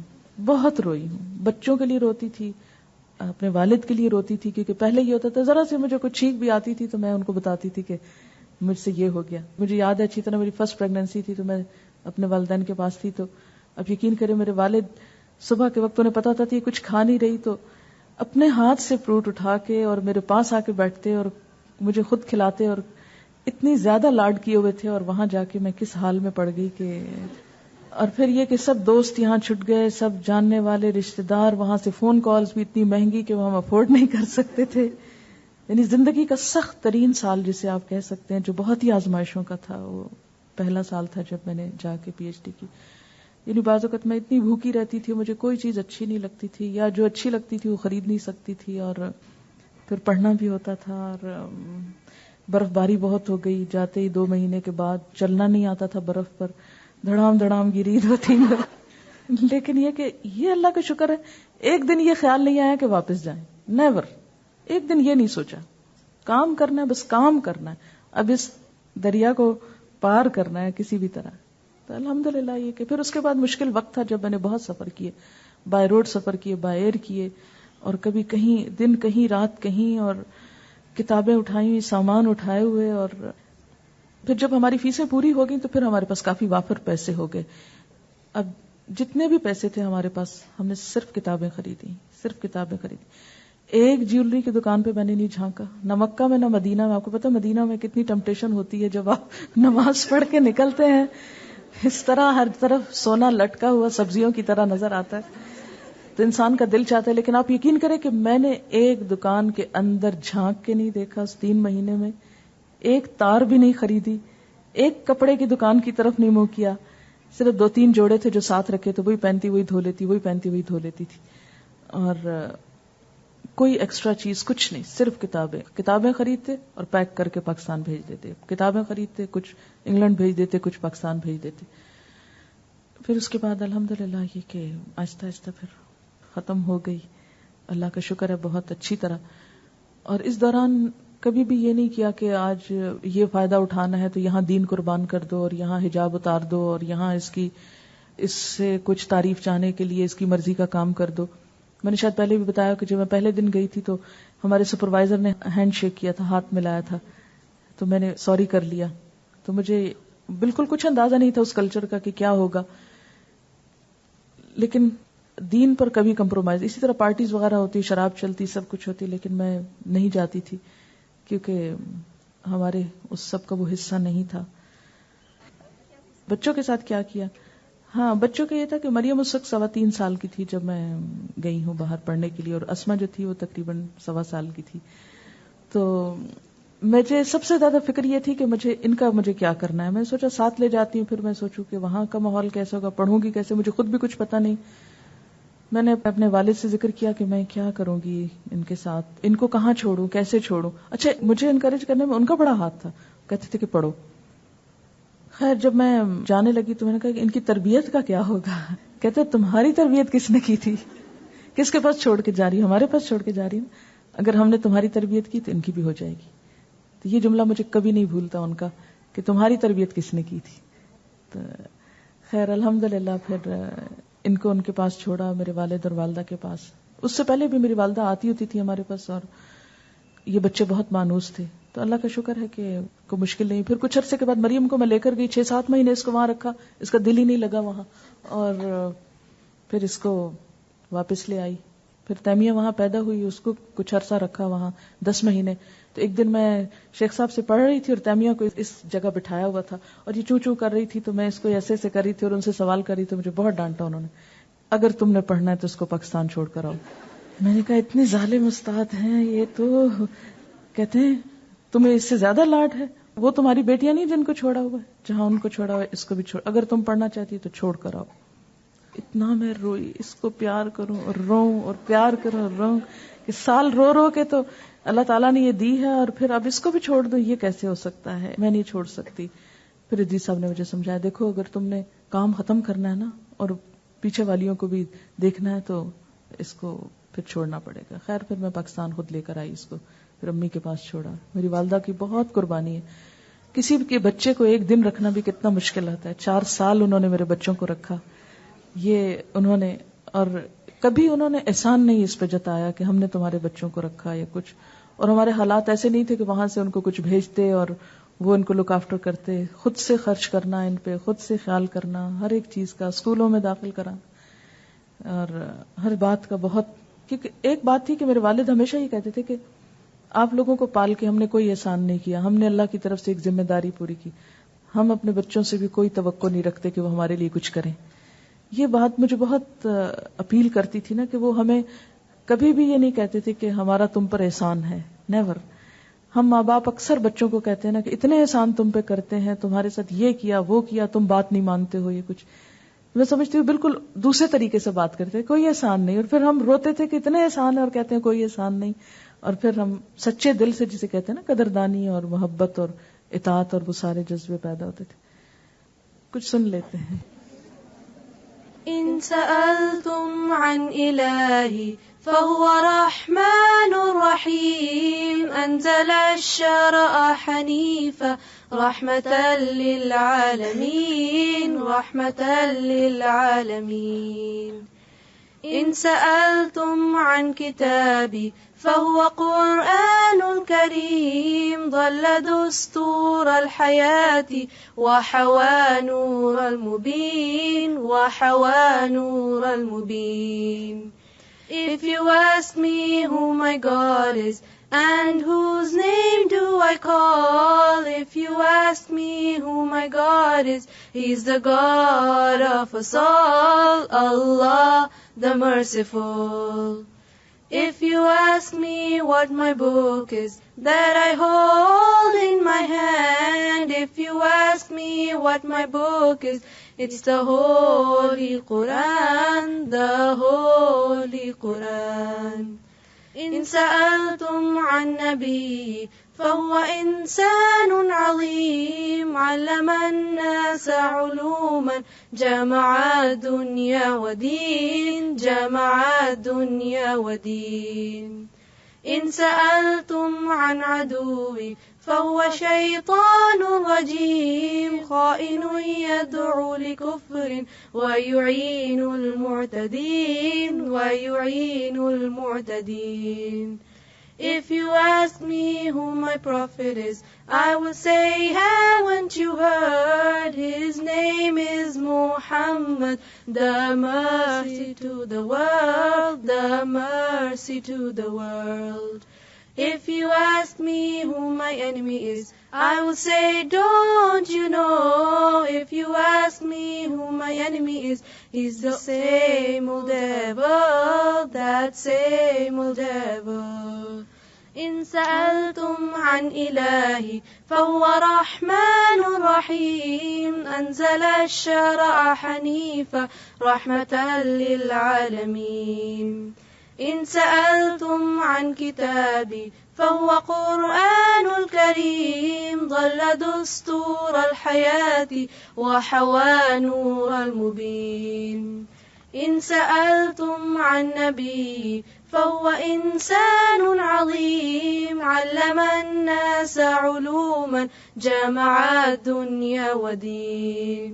إن سألتم عن عدوي فهو شيطان رجيم خائن يدعو لكفر ويعين المعتدين. ہاں سوال جی ایسا ہے کہ یہ جو سکھانے کا شوق ہے یہ تو میرا خیال ہے کہ بچپن سے ہی کچھ نہ کچھ تھا. مجھے یاد ہے کہ جب میں گاؤں میں تھی تو میں اس طرح کرتی تھی کہ گاؤں کے جتنے بھی بچے ہوتے تھے آس پاس ادھر ادھر چھوٹے چھوٹے, وہ پتہ نہیں آپ کو گاؤں میں رہنے کا اتفاق ہوا یا نہیں, کمی کو جانتے ہیں جو کام کرتے ہیں گاؤں میں لوگ, تو ان کے بچے اسکولوں کو نہیں جاتے تھے اور لوگ ان کو اچھی نظر سے نہیں دیکھتے تھے, اور بے وجہ جہاں وہ نظر آتے تھے لوگ جاتے جاتے ان کو ڈانٹنے لگتے ہر بات پہ. تو مجھے بہت ترس آتا تھا کہ ان کا کیا قصور ہے. تو میں اس طرح کرتی ہوں, سب کو لائن بنواتی, لیفٹ رائٹ کرواتی, قومی ترانہ سکھاتی. تو یہ ہماری گیمز ہوتی تھی. تو اس کے بعد یہ تھا کہ ایک تو والد نے بھی بہت کہا کہ پڑھانا ہے, سکھانا ہے, کرنا ہے, اور تھوڑا تھوڑا انکریج وہ کرتے رہے. یونیورسٹی میں جب میں گئی پنجاب یونیورسٹی میں تو وہاں بھی میں تھوڑا تھوڑا سکھانا شروع کی، اور پھر یہ تو پلانز میں تھا کہ سکھانا ہے، لیکن طریقہ کیا ہوگا، اس کی شکل کیا ہوگی، وہ لوگ کون ہوں گے، وہ یہ کچھ پتا نہیں، یہ اللہ ہی کو پتا ہے. میں نے پہلی جاب اپنی جو ہے وہ کالج میں کی، گورنمنٹ کالج سرگودا میں. میں نے 2 سال عربی پڑھائی. پھر اس کے بعد دوسری جاب جو تھی وہ اسلامک یونیورسٹی اسلام آباد میں 83 سے میں نے شروع کی. لیکن میں یونیورسٹی کی جاب سے کبھی بھی مطمئن نہیں تھی، اس لیے کہ یونیورسٹی میں لوگ آتے تھے ڈگری کے لیے اور اسپرچل ٹچ نہیں تھا. بہت کتابیں پڑھی جا رہی ہیں، بہت کچھ رٹا جا رہا ہے، ایگزامز ہو رہے ہیں، کئی سال لگ رہے ہیں، لیکن وہ روح نہیں آتی تھی، وہ پتہ نہیں چلتا تھا کہ یہ کچھ دین پڑھے ہوئے ہیں یا نہیں پڑھے ہوئے. یہ چیز مجھے بہت تڑپاتی تھی. تو شام کو پھر میں نے گھروں میں جیسے مختلف جگہوں پر کرنا شروع کیا، بچوں کو اٹھا کے. مریم بہت چھوٹی تھی جب میں اس کو ساتھ دودھ بھی پلاتی تھی اور ساتھ درس بھی دے دیتی تھی. پھر اس کے بعد جب تیمیہ پیدا ہوئی، گلاسکو میں ایسا ہوا کہ جس دن میں پہنچی ہوں رات کو، تو کسی نے ارینج کیا تھا، کوئی کسی کے جاننے والے تھے کہ آپ ان کے پاس چلی جائیں، پھر وہ آگے آپ کو بتا دیں گے جہاں بھی آپ کو. تو ہاسٹل کے لیے بھی ہم نے اپلائی کیا ہوا تھا کہ ہاسٹل ہی میں رہیں گے جا کے. تو جن کے ہم گھر میں گئے تھے اتفاق سے انہوں نے بتایا کہ آج صبح یہاں بچوں کا ایک فنکشن ہے، تو آپ چلیں گی؟ میں نے کہا ہاں ضرور. خیر ہم صبح مسجد گئے. وہ مسجد سنڈے اسکول جو ہوتا ہے وہاں اس کا وہ تھا کوئی پروگرام، عید ملن تھی یا خدا جانے کیا تھا. تو انہوں نے جب سب کچھ ہو گیا تو مجھ سے کہتے ہیں کہ آپ کچھ کہیں گی؟ میں نے کہا ٹھیک ہے. تو انہوں نے میرا انٹروڈکشن کرا، یہ پاکستان سے ایک اسٹوڈنٹ آئی ہیں تو یہ کچھ بتانا چاہتی ہیں. میں نے سورۃ الفاتحہ کی تفسیر کی، ہلکی پھلکی سی، بچوں کے لیول کی اور تھوڑی خواتین کے بھی. تو سب نے بہت پسند کی. تو سب نے کہا کہ آپ کچھ نہ کچھ بتایا کریں، یہاں بہت ضرورت ہے. تو میں نے کہا ٹھیک ہے انشاءاللہ کچھ کریں گے. خیر تھوڑا سا وقت مجھے لگا سیٹل ہونے میں. اس کے بعد میں نے مسجد والوں سے کہا کہ ہم خواتین کا کوئی یہاں پر پروگرام کرتے ہیں. تو انہوں نے کہا کہ نہیں یہاں کوئی نہیں آتا. بہت کوشش کیا اور بہت لوگوں کے اندر دلچسپی نہیں، یہاں سب مال کے پیچھے دوڑ رہے ہیں، پتہ نہیں کیا کرتے ہیں. جو ہم میں سے ہر ایک شروع ہو جاتا ہے معاشرے کی برائیاں بتانے. میں نے کہا کوئی بات نہیں، وہ تو سب کو ہے لیکن ان کو پتہ نہیں ہے تو انہیں بتانا ہے تو کچھ کرتے ہیں. انہوں نے کہا کہ ٹھیک ہے آپ فلاں سے مل لیں. 1-2 لوگوں سے خواتین سے میں ملی تو ان سے میں نے کہا تو کہنے لگی چلیں ٹھیک ہے. اچھا آپ یقین کریں کہ پہلے درس میں شاید 2 عورتیں تھیں اور پھر سنو پڑنی شروع ہو گئی تو اس کی وجہ سے اور بھی موسم خراب، تو کوئی خاص ٹرن آؤٹ نہیں تھا. میں نے سورۃ یاسین شروع کی کیونکہ ہمارے معاشرے میں سورۃ یاسین بہت پڑھی جاتی ہے. تو اس چیز سے اگر شروع کریں نا جس سے لوگوں کو انٹرسٹ ہو تھوڑا سا، تو آپ یقین کریں کہ چند ہی ہفتوں میں، یہ میں نے ویکلی شروع کیا سنڈے کو کیونکہ عام دنوں تو پڑھنا ہوتا تھا، سنڈے شروع کیا. آپ یقین کریں کہ ود ان فیو ویکس وہ کمرہ بھر گیا کیونکہ سب کو یہ تھا کہ اچھا سورۃ یاسین کا مطلب بھی پتہ چل رہا ہے. اور میں ایک کام یہ ضرور کرتی تھی، میں کہتی تھی کہ آج آپ آئے ہیں نا تو یہ کام صرف میرا نہیں ہے، آپ کا بھی ہے. اگلے ہفتے آپ اپنے ساتھ کسی ایک کو ضرور لے کر آئیں. اور وہ ہر ہفتے ایک تو 8 months کے بعد جب تیمیہ پیدا ہوئی وہاں پر، تو آپ یقین کریں کہ وہ کمرہ کیا، باہر کی لابی کیا، باہر تک لوگ جو تھے وہ بالکل ایک بھیڑ ہو گئی. اور وہاں پر مسلم کمیونٹی دور دور تھی، اتنی قریب نہیں تھی، لیکن آپ یقین کریں کہ ٹرینز پہ، بسوں پہ دور دور سے خواتین ویکینڈ پہ آتی تھی کہ وہاں درس ہوتا ہے تو چلیں. اچھا جب میں ہاسپٹل گئی تو اتنے لوگ پیچھے سے گئے، اتنے لوگ گئے کہ ہاسپٹل کا عملہ پریشان ہو گیا کہ یہ کون خاتون ہے کہ اتنے زیادہ گیسٹ آ گئے ہیں پیچھے. لیکن یہ سب قرآن ہی کی برکت تھی. تو میں نے وہاں پھر 30واں پارہ شروع کیا. 30ویں پارے سے کرتے کرتے اب مجھے یاد نہیں کہ کون سے پارے پہ میں چھوڑ کر آئی، تو پچھلے سال اس سمر سے پچھلی سمر پہ ختم ہو رہا تھا ان کا. تو انہوں نے پھر مجھے انوائٹ کیا کہ آپ نے جو شروع کیا تھا وہ، تو پیچھے سے کرتے کرتے رائٹ سائڈ پہ اینڈ پہ آئے. تو الحمدللہ پھر اس کے بعد وہاں پر یہ اسما شیخ کی والدہ مجھے ملی، شاپ پہ کام کرتی تھی، ان کی اپنی شاپ تھی اور بہت اچھی خاتون تھی. خیر وہ آنا شروع ہوئی. الحمدللہ سال 2 میں انہوں نے بہت کچھ سیکھ لیا. اور جب میں بیچ میں گئی عرب ورلڈ وغیرہ میں اپنے اسٹڈی ٹور پر تو انہوں نے کافی کام سنبھالا. اس کے ساتھ کچھ اور خواتین بھی لگ گئیں. تو جب میں پاکستان واپس آئی تو الحمدللہ پورا کام ان لوگوں نے سنبھال لیا. کوئی مشکل نہیں پیش آئی کہ یہ کہا جائے. وہ مجھے بہت زیادہ انسسٹ کرتے تھے کہ آپ دونوں، جب ہماری پی ایچ ڈی ہوئی تو بہت لوگ ہم سے ملنے کے لیے آئے. کچھ لوگوں نے ہم سے یہ کہا کہ فلاں جگہ ایک سینٹر ہم بنا رہے ہیں تو آپ رہ جائیں، تو آپ اس کو چلائیں اور یہ کریں. لیکن پتہ نہیں، یقین کریں کہ میرے دل میں یہی تھا کہ میں اپنے وطن واپس لوٹوں اور جا کے ان لوگوں کو بتاؤں کہ جن بیچاروں کے پاس نہ دنیا ہے نہ دین ہے. ہمیشہ یہی تڑپ ہوتی تھی کہ نہیں میں نے نہیں رہنا. مجھے اچھی طرح یاد ہے کہ ہیتھرو میں جب میرا سامان جا رہا تھا، ان ہو رہا تھا، تو میری ایک دوست ہے بہت اچھی، وہ دوست بھی بہت اتفاق سے یوں بنی کہ میں کلاس لے رہی تھی تو بالکل ایسی اسٹریٹ سے گزر رہی تھی، نہ سر پہ کچھ نہ بالکل جیسے ایک آدمیوں والے سٹائل میں. تو کہتی یہاں کیا یہ لوگ کیوں اندر جا رہے ہیں، کیا ہوتا ہے یہاں؟ انہوں نے کہا کہ یہاں درس ہوتا ہے نا. کہتی اچھا میں دیکھ سکتی ہوں، میں اندر آؤں، کچھ کہیں گے؟ تو انہوں نے کہا نہیں کچھ نہیں کہتی وہ آجو. خیر وہ اندر آئی تو پتہ نہیں کسی نے ان کو کپڑا پکڑا، انہوں نے سر پہ رکھا، بیٹھ کے سنا. تو وہ پہلا ہی درس سننا تھا کہ بہت ان میں شوق لگ گیا. پھر بعد میں لڑکیوں کا جو گروپ تھا وہ میں ان کے حوالے کر کے آئی. خیر ہیتھرو پر بھی پکڑ کے آپ پچھتائیں گی، آپ نہ جائیں. 4 سال رہنا کسی کمیونٹی میں، اور اس طرح کے آپ یقین کریں کہ مجھے بہت زیادہ محبت ہو گئی ان لوگوں سے. بہت مشکل تھا نکلنا، لیکن اندر خدا جانے کیا تڑپ تھی نا، اندر نہیں چین پاتا تھا کہ نہیں یہاں نہیں رہنا، واپس جانا ہے.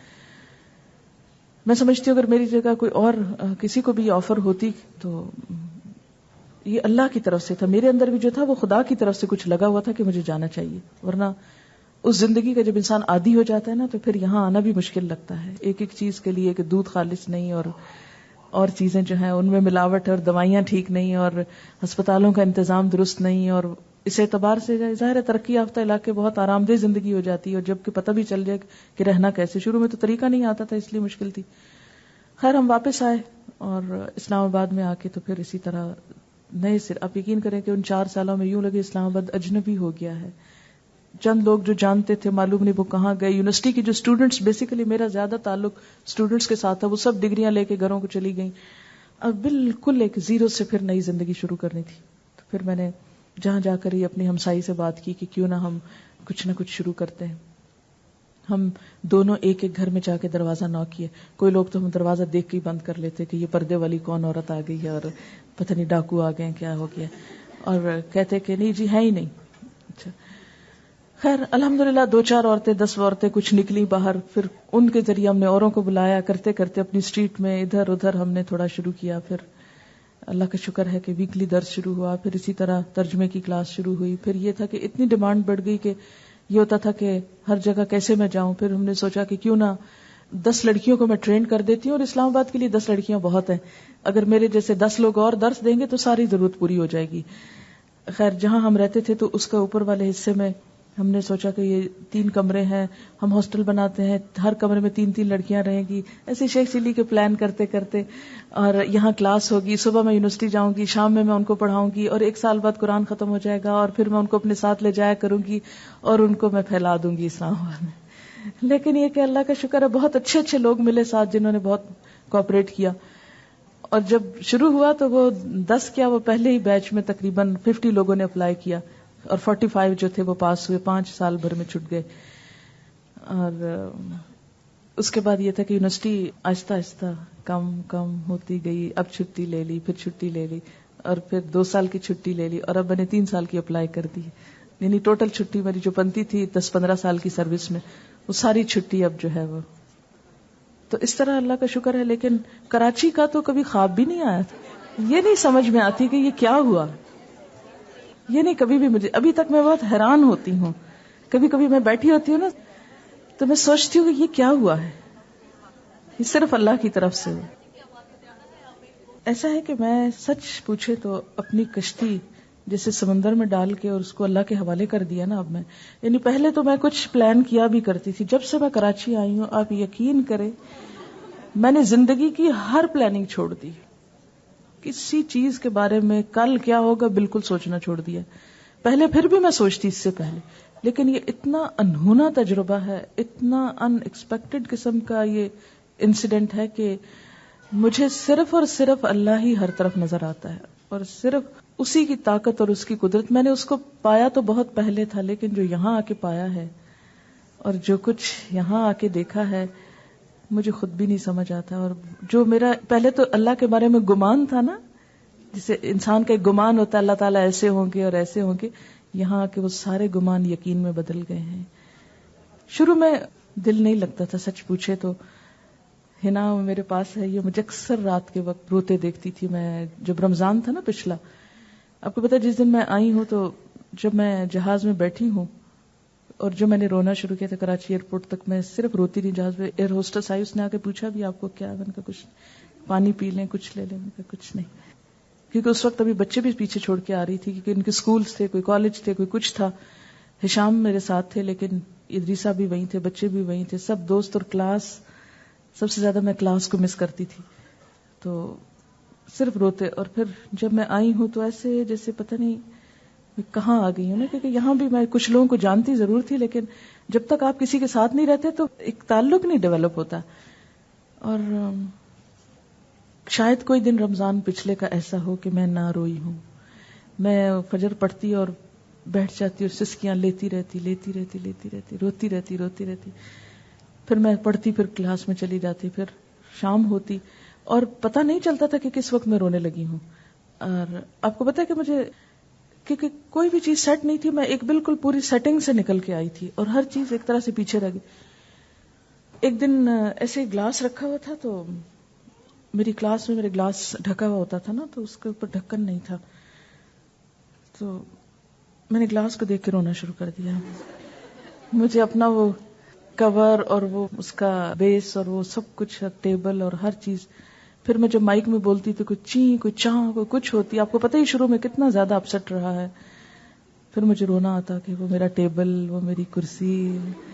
جب میں اپنے کمرے میں بیٹھتی تو مجھے اپنی سارے آفس یاد آتا، میری ایک ایک چیز. مجھے اپنی زندگی میں بہت زیادہ عادت ہے نا کہ وہ اگر میرے پاس ایک چھوٹی سی اتنا سا کاغذ بھی ہے تو اس کا بھی ایک ٹھکانہ ہے نا، اس کو وہیں ہونا ہے، وہ اس کے علاوہ کہیں اور نہیں ہو سکتا.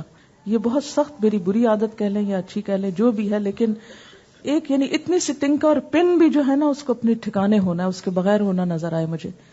اور جب میں یہاں آئی تو نہ میرے پاس پراپر ٹیبل، نہ میرے پاس کتابیں، نہ میرے پاس پین رکھنے کی چیز. جو میں چیز دیکھتی وہ ہر چیز ہی جیسے وہ ہجرت، واقعی ہجرت ہوتی ہے. کیا وہاں سے لاؤں؟ روز فون کرتی، فلانی چیز بھیج دو، فلانی چیز بھیج دو، فلانی بھیج دو.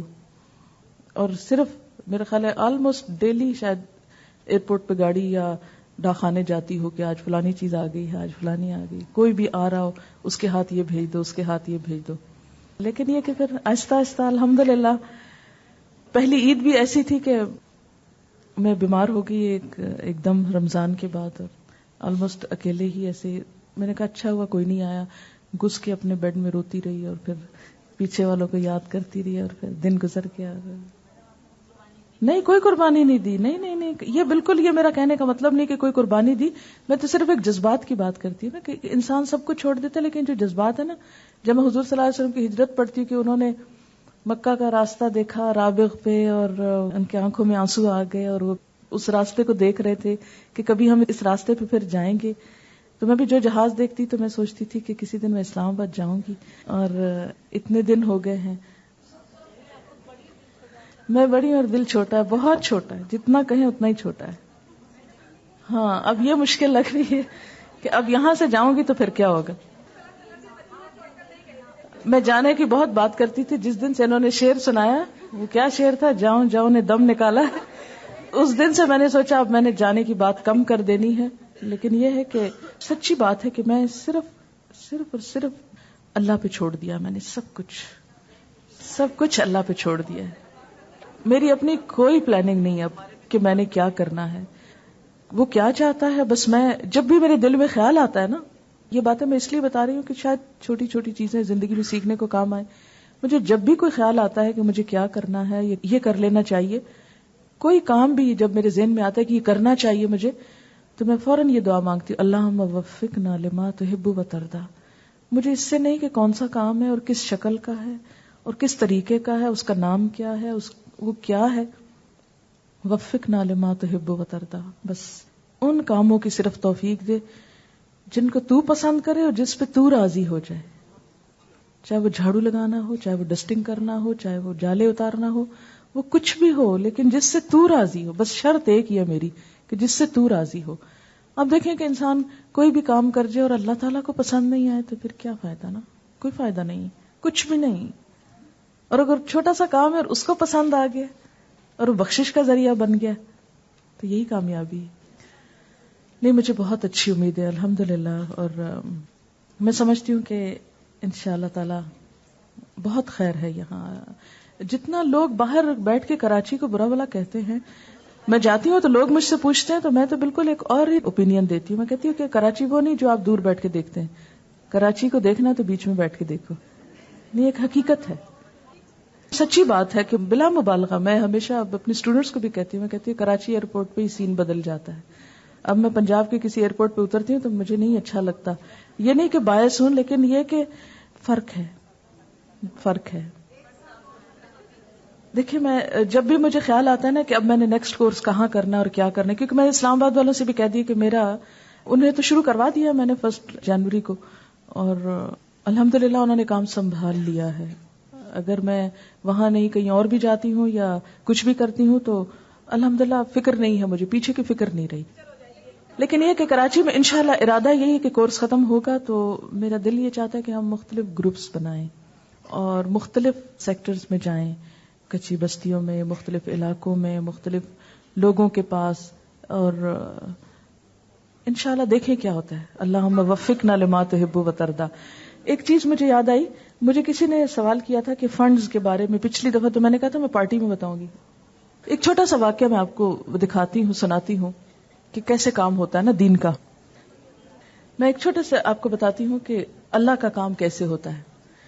ایک بات یاد رکھیے کہ جو دین کا جتنا بھی کام ہے یہ بندے نہیں کرتے، یہ اللہ کرتا ہے نا. جتنا آپ بھروسہ بڑھا دیں نا اللہ پہ، اتنی مدد زیادہ آئے گی، اتنے رستے زیادہ کھلیں گے. بس یہ جو یقین کی کیفیت ہے اس کا پیدا ہونا ضروری ہے. پچھلے دنوں میں ملتان گئی تھی، یاد ہوگا آپ کو. وہاں پر خاتون کافی عرصے سے کیسٹ سے کچھ کر رہی ہیں، انہوں نے آگے بھی دی، بانٹی، سب کچھ کیا. تو یہ مجھے ایک فیکس آئی ملتان سے جنوری 5 کو. یہ فیکس ہے، جنوری 5 اوپر ڈیٹ پڑی ہوئی ہے. لکھتی ہیں پیاری بہن فرحت، اللہ کی ذات سے امید ہے کہ جان و ایمان عافیت میں ہوں گے انشاءاللہ. عید سے آپ بہت زیادہ یاد آ رہی ہیں. عید کے دوسرے دن رات کو فون کیا تو آپ کہیں گئی ہوئی تھی. رات میں نے آپ کو خواب میں دیکھا کہ آپ 3 روز کے پروگرام پہ ملتان آئی ہیں، قرآن کلاس لے رہی ہیں، پھر عصر کی نماز سب کے ساتھ پڑھتی ہیں، اور میں بہت زیادہ خوش ہوں آپ کے آنے سے، اور آپ بھی مجھ سے مل کر بہت خوشی کا اظہار کرتی ہیں. کراچی کا کورس مکمل ہونے پر سب سے پہلے آپ ملتان آئیے گا، اور اگر 1 سال کا پورا قرآن کا ہو جائے تو بہت ہی اچھا ہے، نہیں تو شارٹ کورس کے لیے تو ضرور ہی. ملتان میں جو فیملی آپ کو بلانا چاہ رہی تھی، اگر اس کا فون نمبر یا ایڈریس مل گیا ہو تو ضرور بھیجیں تاکہ مل کے کوئی پلاننگ کر سکیں. میں آپ کی تعلیم القرآن کورس کی کیسٹ برابر سنتی رہتی ہوں. آپ مجھے پہلے پارے کا ٹیسٹ پیپر بھیج دیں، اللہ کا نام لے کر شروع کرتی ہوں. یہ کسی اور ریلیجس جماعت کے ساتھ کام کر رہی تھی تو کہتی ہو سکتا ہے کہ اس دفعہ میرا استعفیٰ ایکسپٹ کر لیا جائے. اب مجھے آپ کی تربیت اور آپ کی زیادہ سے زیادہ توجہ کی ضرورت ہوگی. بس میں یہ چاہتی ہوں کہ مجھے وہ ماحول مل جائے اور میری تربیت ایسی ہو جائے کہ میرے لیے اللہ کے ہر حکم پر سر جھکانا آسان ہو جائے اور میرا دل ہر وقت اس کی یاد میں مصروف رہے اور اس کی محبت حاصل ہو جائے. یہ سب کچھ کرنے والی تو اللہ کی ذات ہے، ہماری تو صرف دعائیں اور تمنائیں ہیں. اس کے لیے کچھ ٹوٹی پھوٹی کوششیں. جواب ضرور دیجیے گا. والسلام. آخری 5 پاروں کی کیسٹ تیار ہوں تو وہ بھی بھجوا دیجیے گا، اور اس کے علاوہ کراچی کی کلاس کی ریکارڈنگ بھی بھیج دیجیے. اچھا، یہ 5 جنوری کو آیا ہے. یہ رہتی ہیں ملتان گلگشت کالونی میں. یہ ایک اور میل آئی ہے مجھے لاہور سے، اور اس پہ ڈیٹ پڑی ہوئی ہے 10 جنوری کی. لاہور برانچ چلا رہی ہیں سمینہ، ان کی ایک سٹوڈنٹ ہے. ان سٹوڈنٹ کے جو ماموں ہیں انہوں نے یہ خط لکھا ہے. السلام علیکم، امید ہے آپ بخیریت ہوں گی. کل آپ سے فون پر ملتان میں الہدیٰ کی برانچ کھولنے کے متعلق بات ہوئی، جس کی تفصیلی تحریر آپ کے گوش گزار کر رہا ہوں. میرے ایک عزیز کے بھائی کی ملتان میں گلگشت کالونی میں تقریباً 21 مرلے میں ایک مکان ہے. یہ وہی علاقہ ہے جہاں یہ خاتون رہتی، جو کہ بے اولاد فوت ہو گیا. اب وراثت میں 2 بھائی اور ایک بیوہ ہے. بیوہ بھی فوت ہو چکی. دونوں بھائی بھی 80 اور 84 سال کی عمر کے ہیں. وہ سب چاہتے ہیں کہ اپنا حصہ وقف کر دیں، اور یہ وہ فوری طور پہ کرنا چاہتے ہیں. اگر آپ اپنی برانچ کھولنے کا ارادہ رکھتی ہوں تو اپنا وہ حصہ 3/4 آپ کے ادارے کو وقف کرنے کو تیار ہیں. اب رہ گیا 1/4 حصہ. اگر آپ تیار ہوں تو ہم اپنی گرہ سے 1/4 حصہ خرید کر وہ بھی وقف کر دیں گے، اور لیگل کارروائی بابت خرید، حصہ اور کرایہ دار کی بے دخلی کا تردد میں کرنے کے لیے تیار ہوں. صرف آپ کی رضامندی کا منتظر ہوں. مزید تفصیل زبانی حاصل کر سکتی ہیں. اور اتفاق دیکھیے کہ کل میں لاہور جا رہی ہوں. یہ اس کے لیے نہیں پلان کیا، وہ پلاننگ پہلے سے تھی. ان کو کچھ ابھی تک خبر نہیں کہ ان کے گھر کے قریب کیا وقف ہونے والا ہے. یہ دعا کر رہی ہیں اور تڑپ رہی ہیں. یہ سوچ رہے ہیں کہ ہم کسی دینی ادارے کو جگہ دے دیں کہ صدقہ جاریہ ہو جائے، اور اللہ تعالیٰ مجھ سے پلان کرا رہا ہے کہ اس دھند میں لاہور جاؤ اور ان سے جا کے ملو. اب ان کی میٹنگ سنڈے کو رکھی ہے ہم نے وہاں الہدا میں، یہ جنہوں نے یہ فیکس بھیجی ہے، کیونکہ یہ ساری قانونی کارروائی جو ہے، اب اگر یہ مکان الہدا کے لیے وقف ہو جاتا ہے، وہاں ایک ہاسٹل اور وہ سب جگہ جو ہے وہ تیار ہو جائے گی انشاءاللہ.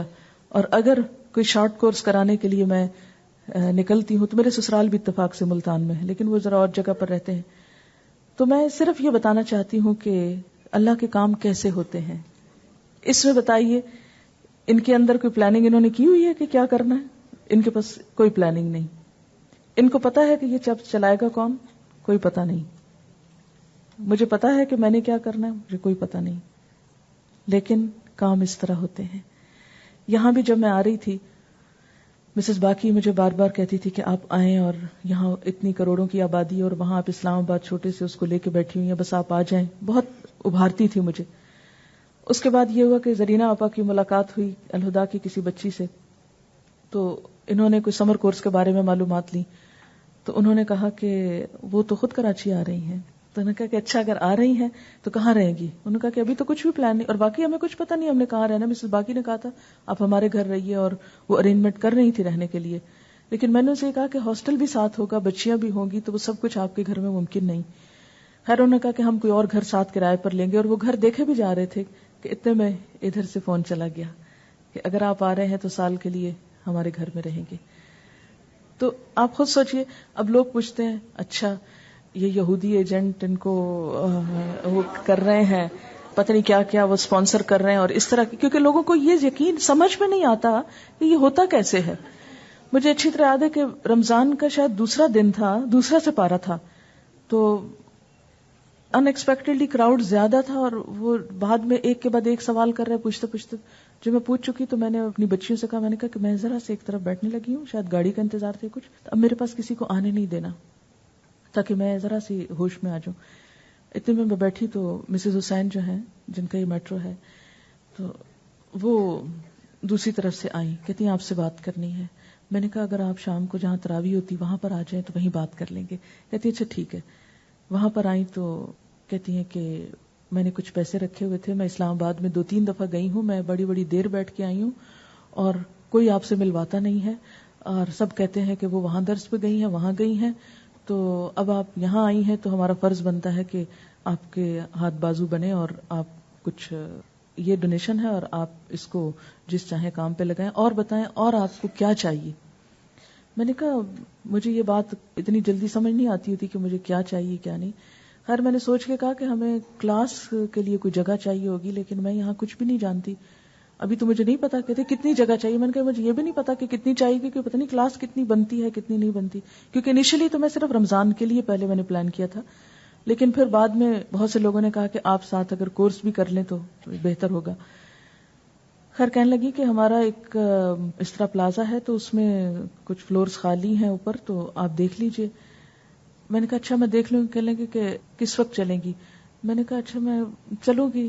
کوئی فائنل نہیں کیا، لیکن اگلے دن وہ پھر آ گئی، کہنے لگی کہ آپ چلیں میرے ساتھ رات کا وقت. تو میں نے کہا اچھا میں پھر چلوں گی. میں ہمیشہ ٹال مٹول، کیونکہ اور کام اتنے سر پہ ہوتے ہیں کہ مجھے ہر چیز کے لیے سلو ہوں ذرا، تو سوچنے کے لیے وقت چاہیے ہوتا ہے. کہنے لگی نہیں آپ ابھی چلیں، آپ ذرا باہر سے دیکھ لیں. خیر وہ مجھے سڑک پہ گھما کے جگہ دکھا کے لے گئی. پھر اگلے دن دوپہر کو کلاس کے بعد یہاں لے آئیں.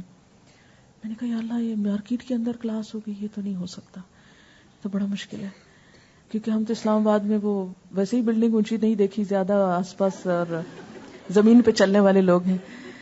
میں نے کہا یہ تو بڑا مشکل ہوگا. خیر انہوں نے کہا نہیں آپ کر لیں. کہنے کہ ہمارے آرکیٹیکٹ وغیرہ ہیں، آپ ان کو صرف اتنا بتا دیں کہ کیا کیا چاہیے ہوگا. تو سچی بات ہے یہ انہوں نے ایک ایک قدم پہ پش کیا مجھے، کیونکہ میری مرضی نہیں تھی کچھ بھی. تو کہتی کہ ان کا بیٹا 18-19 سال کا، اس کو بلا لیا انہوں نے. کہتی کہ تم نہ سمجھ لو ان سے یہ کیا چاہتی ہیں.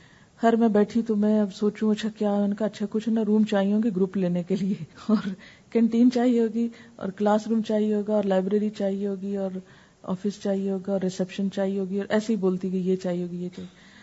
انہوں نے وہ سارا جو ہے نا لکھ لی باتیں اور وہ آرکیٹیکٹ کو دے دی، اور انہوں نے اپنے طور پر یہ کام شروع کر دیا. لیکن مجھے یہ تھا کہ چلیں اگر جب تک بنے گا، جب تک ہو سکتا ہے کلاس کہیں اور ہو جائے اور پھر ہم نئی کلاس وہاں چھوڑ جائیں گے یا کچھ کریں گے.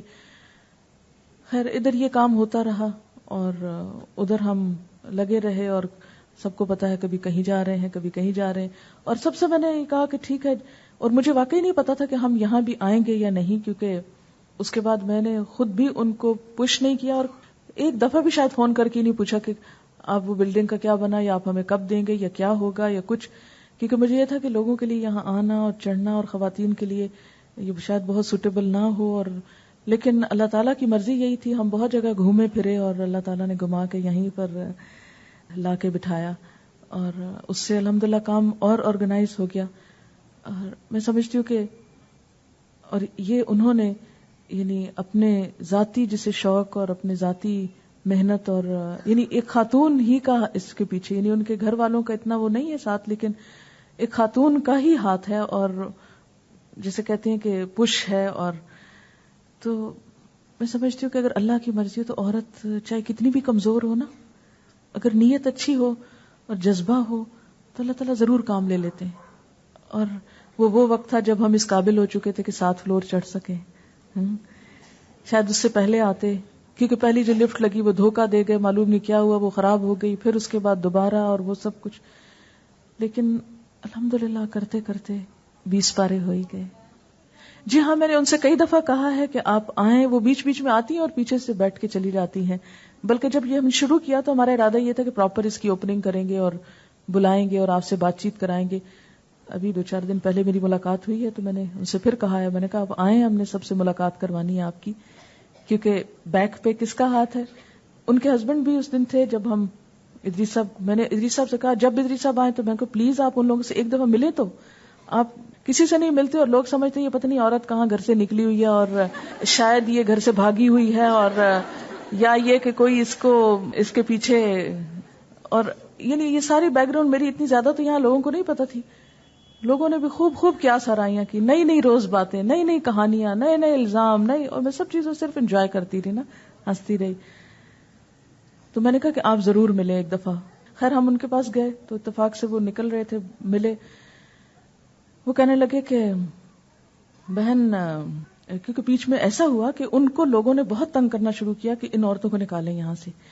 ایک یہ بھی رو چلی کہ یہ یہودی ایجنٹ ہیں اور یہ آپ کو دھوکہ دے رہے ہیں اور پتہ نہیں کیا کیا کر رہے ہیں, تو آپ ان کو نکالیں. اور کہتے ہیں کہ میں جس مسجد میں جا کے بیٹھتا, ایک پتہ نہیں کسی مسجد کا نام لے رہے تھے, میں وہاں جا کے بیٹھا, کہتے ہیں کہ 20-25 علماء میرے آس پاس مجھے گھیرے میں لے لیے, اور آپ کو پتہ ہے یہ کون لوگ ہیں, آپ نے کیوں دے رکھا ہے, کیسے کر رہے ہیں.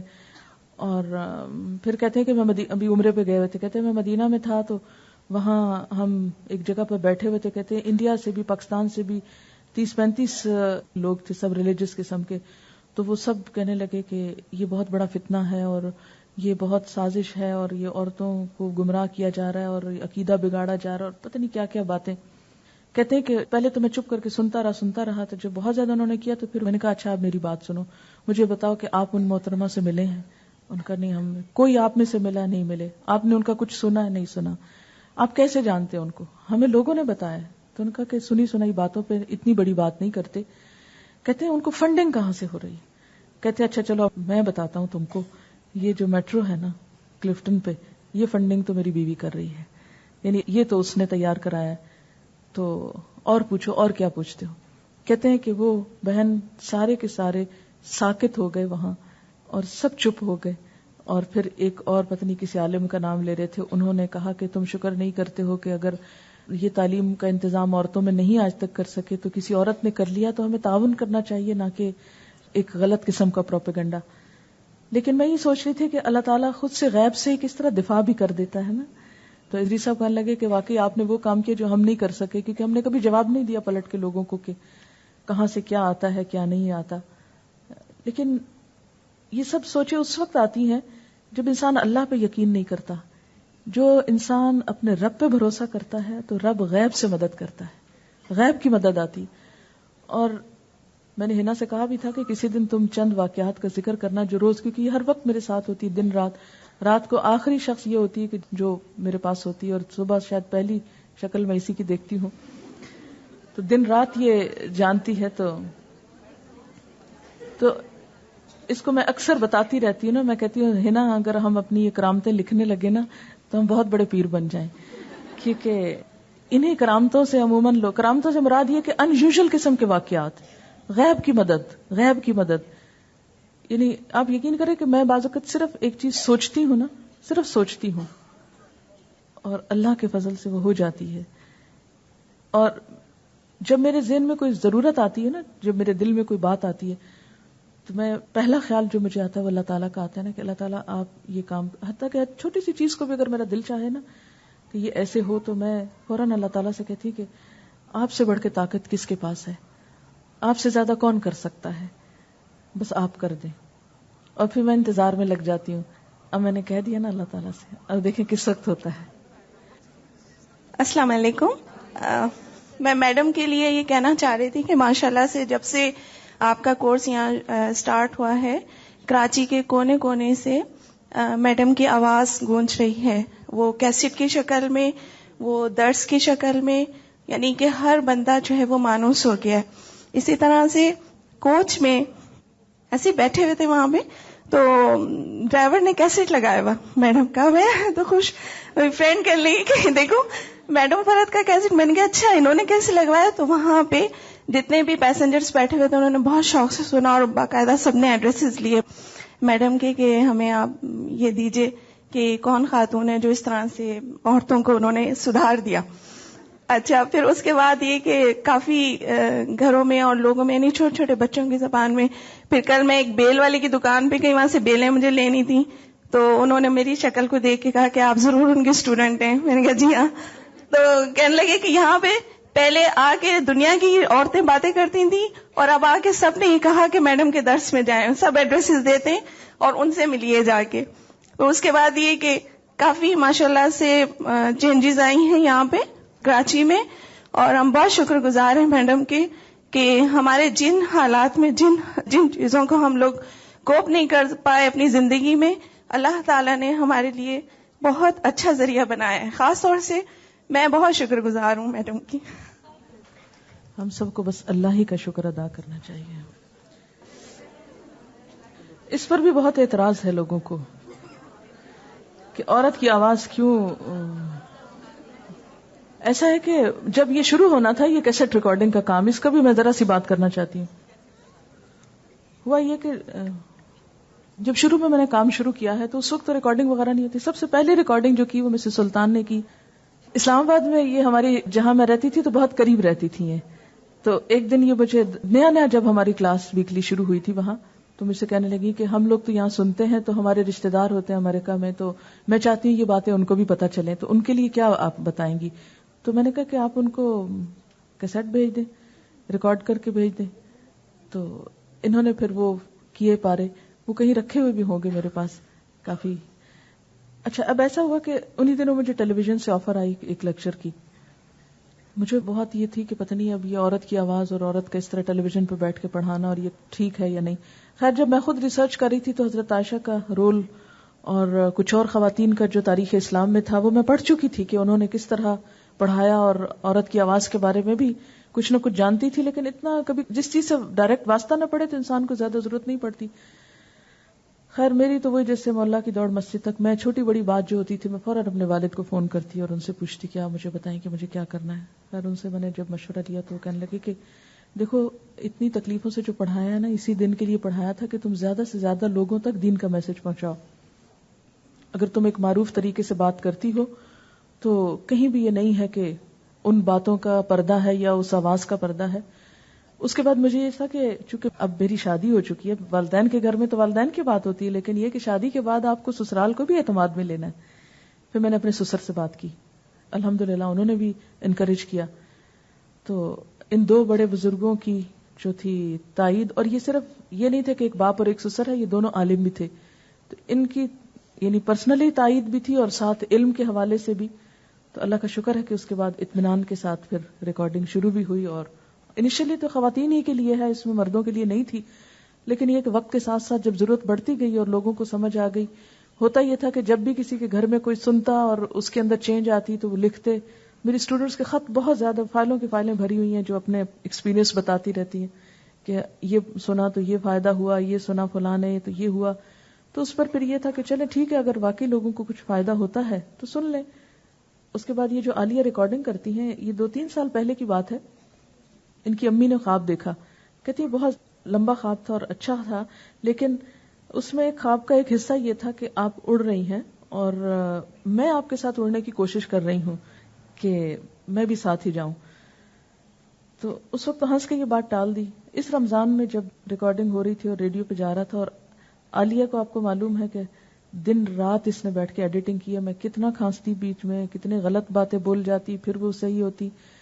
تو یہ لوگ رات رات تک یہاں بیٹھ کے تو اس کی ایڈیٹنگ کرتے اور پھر ریڈیو پہ بھیجتے اور پھر وہ آگے. تو پھر میں نے ان کی امی کو فون پہ بات کی. میں نے کہا آپ نے وہ جو خواب دیکھی تھی نا کہ اڑ رہی ہوں، تو وہ آواز تھی جو فضا میں جا رہی ہے، آ رہی ہے، اور ساتھ آپ کا حصہ ہے اس میں کہ آپ کی بیٹی ہی اس کو اس قابل بنا رہی ہے کہ اس کو ریلیز کیا جائے، کیونکہ خالی کیسٹ ایسے ایز اٹ از تو نہیں جا سکتی تھی. اس موقع میں یہ کہنا چاہوں گی کہ کبھی بھی کوئی ایک انسان کچھ بھی نہیں ہوتا جب تک اس کے ساتھ ٹیم نہیں ہوتی، تعاون نہیں ہوتا. میں تو صرف سامنے نظر آتی ہوں نا، لیکن سچی بات ہے کہ میرا اتنا رول نہیں ہے جتنا میرے مددگاروں کا ہے، اور جتنا پردے کے پیچھے جتنے ہاتھوں کا ہے. اور وہ ہاتھ براہ راست بھی ہیں اور انڈائریکٹلی بھی ہیں، ان سارے تعاون کرنے والوں کا اور بے شمار دعائیں کرنے والوں کا، دن رات میرے ساتھ کام کرنے والوں کا، راتیں جاگنے والوں کا، دن کو محنت کرنے والوں کا. تو الحمدللہ یہ ہے کہ کوئی بھی کام کسی ایک شخص کے کرنے سے نہیں ہوتا.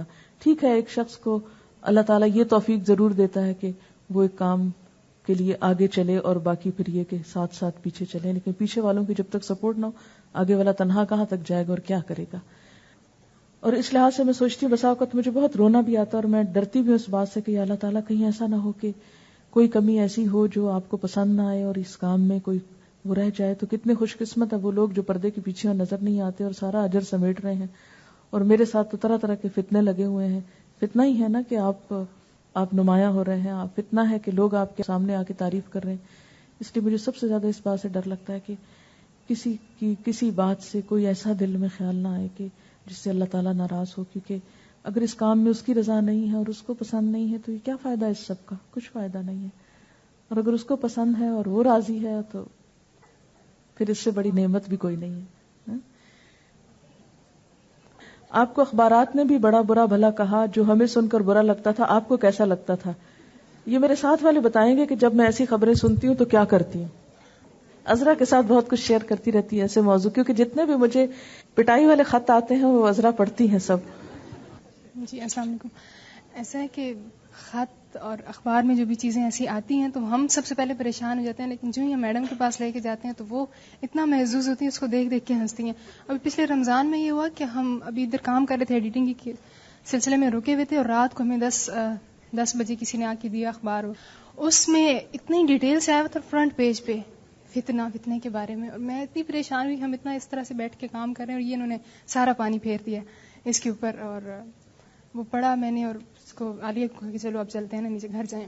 گھر جا کے تو جب میڈم کو دکھایا یہ سونے والی تھی، اور جا کے بتایا تو یہ کوئی فرق ان کے اس پہ نہیں آیا کہ یہ کوئی ایسی بڑی بات ہے نا. کہتی اچھا کیا لکھتے ہیں، اور ہنس کے اور ساری پریشانی تھکاوٹ ان کی دور ہوگی.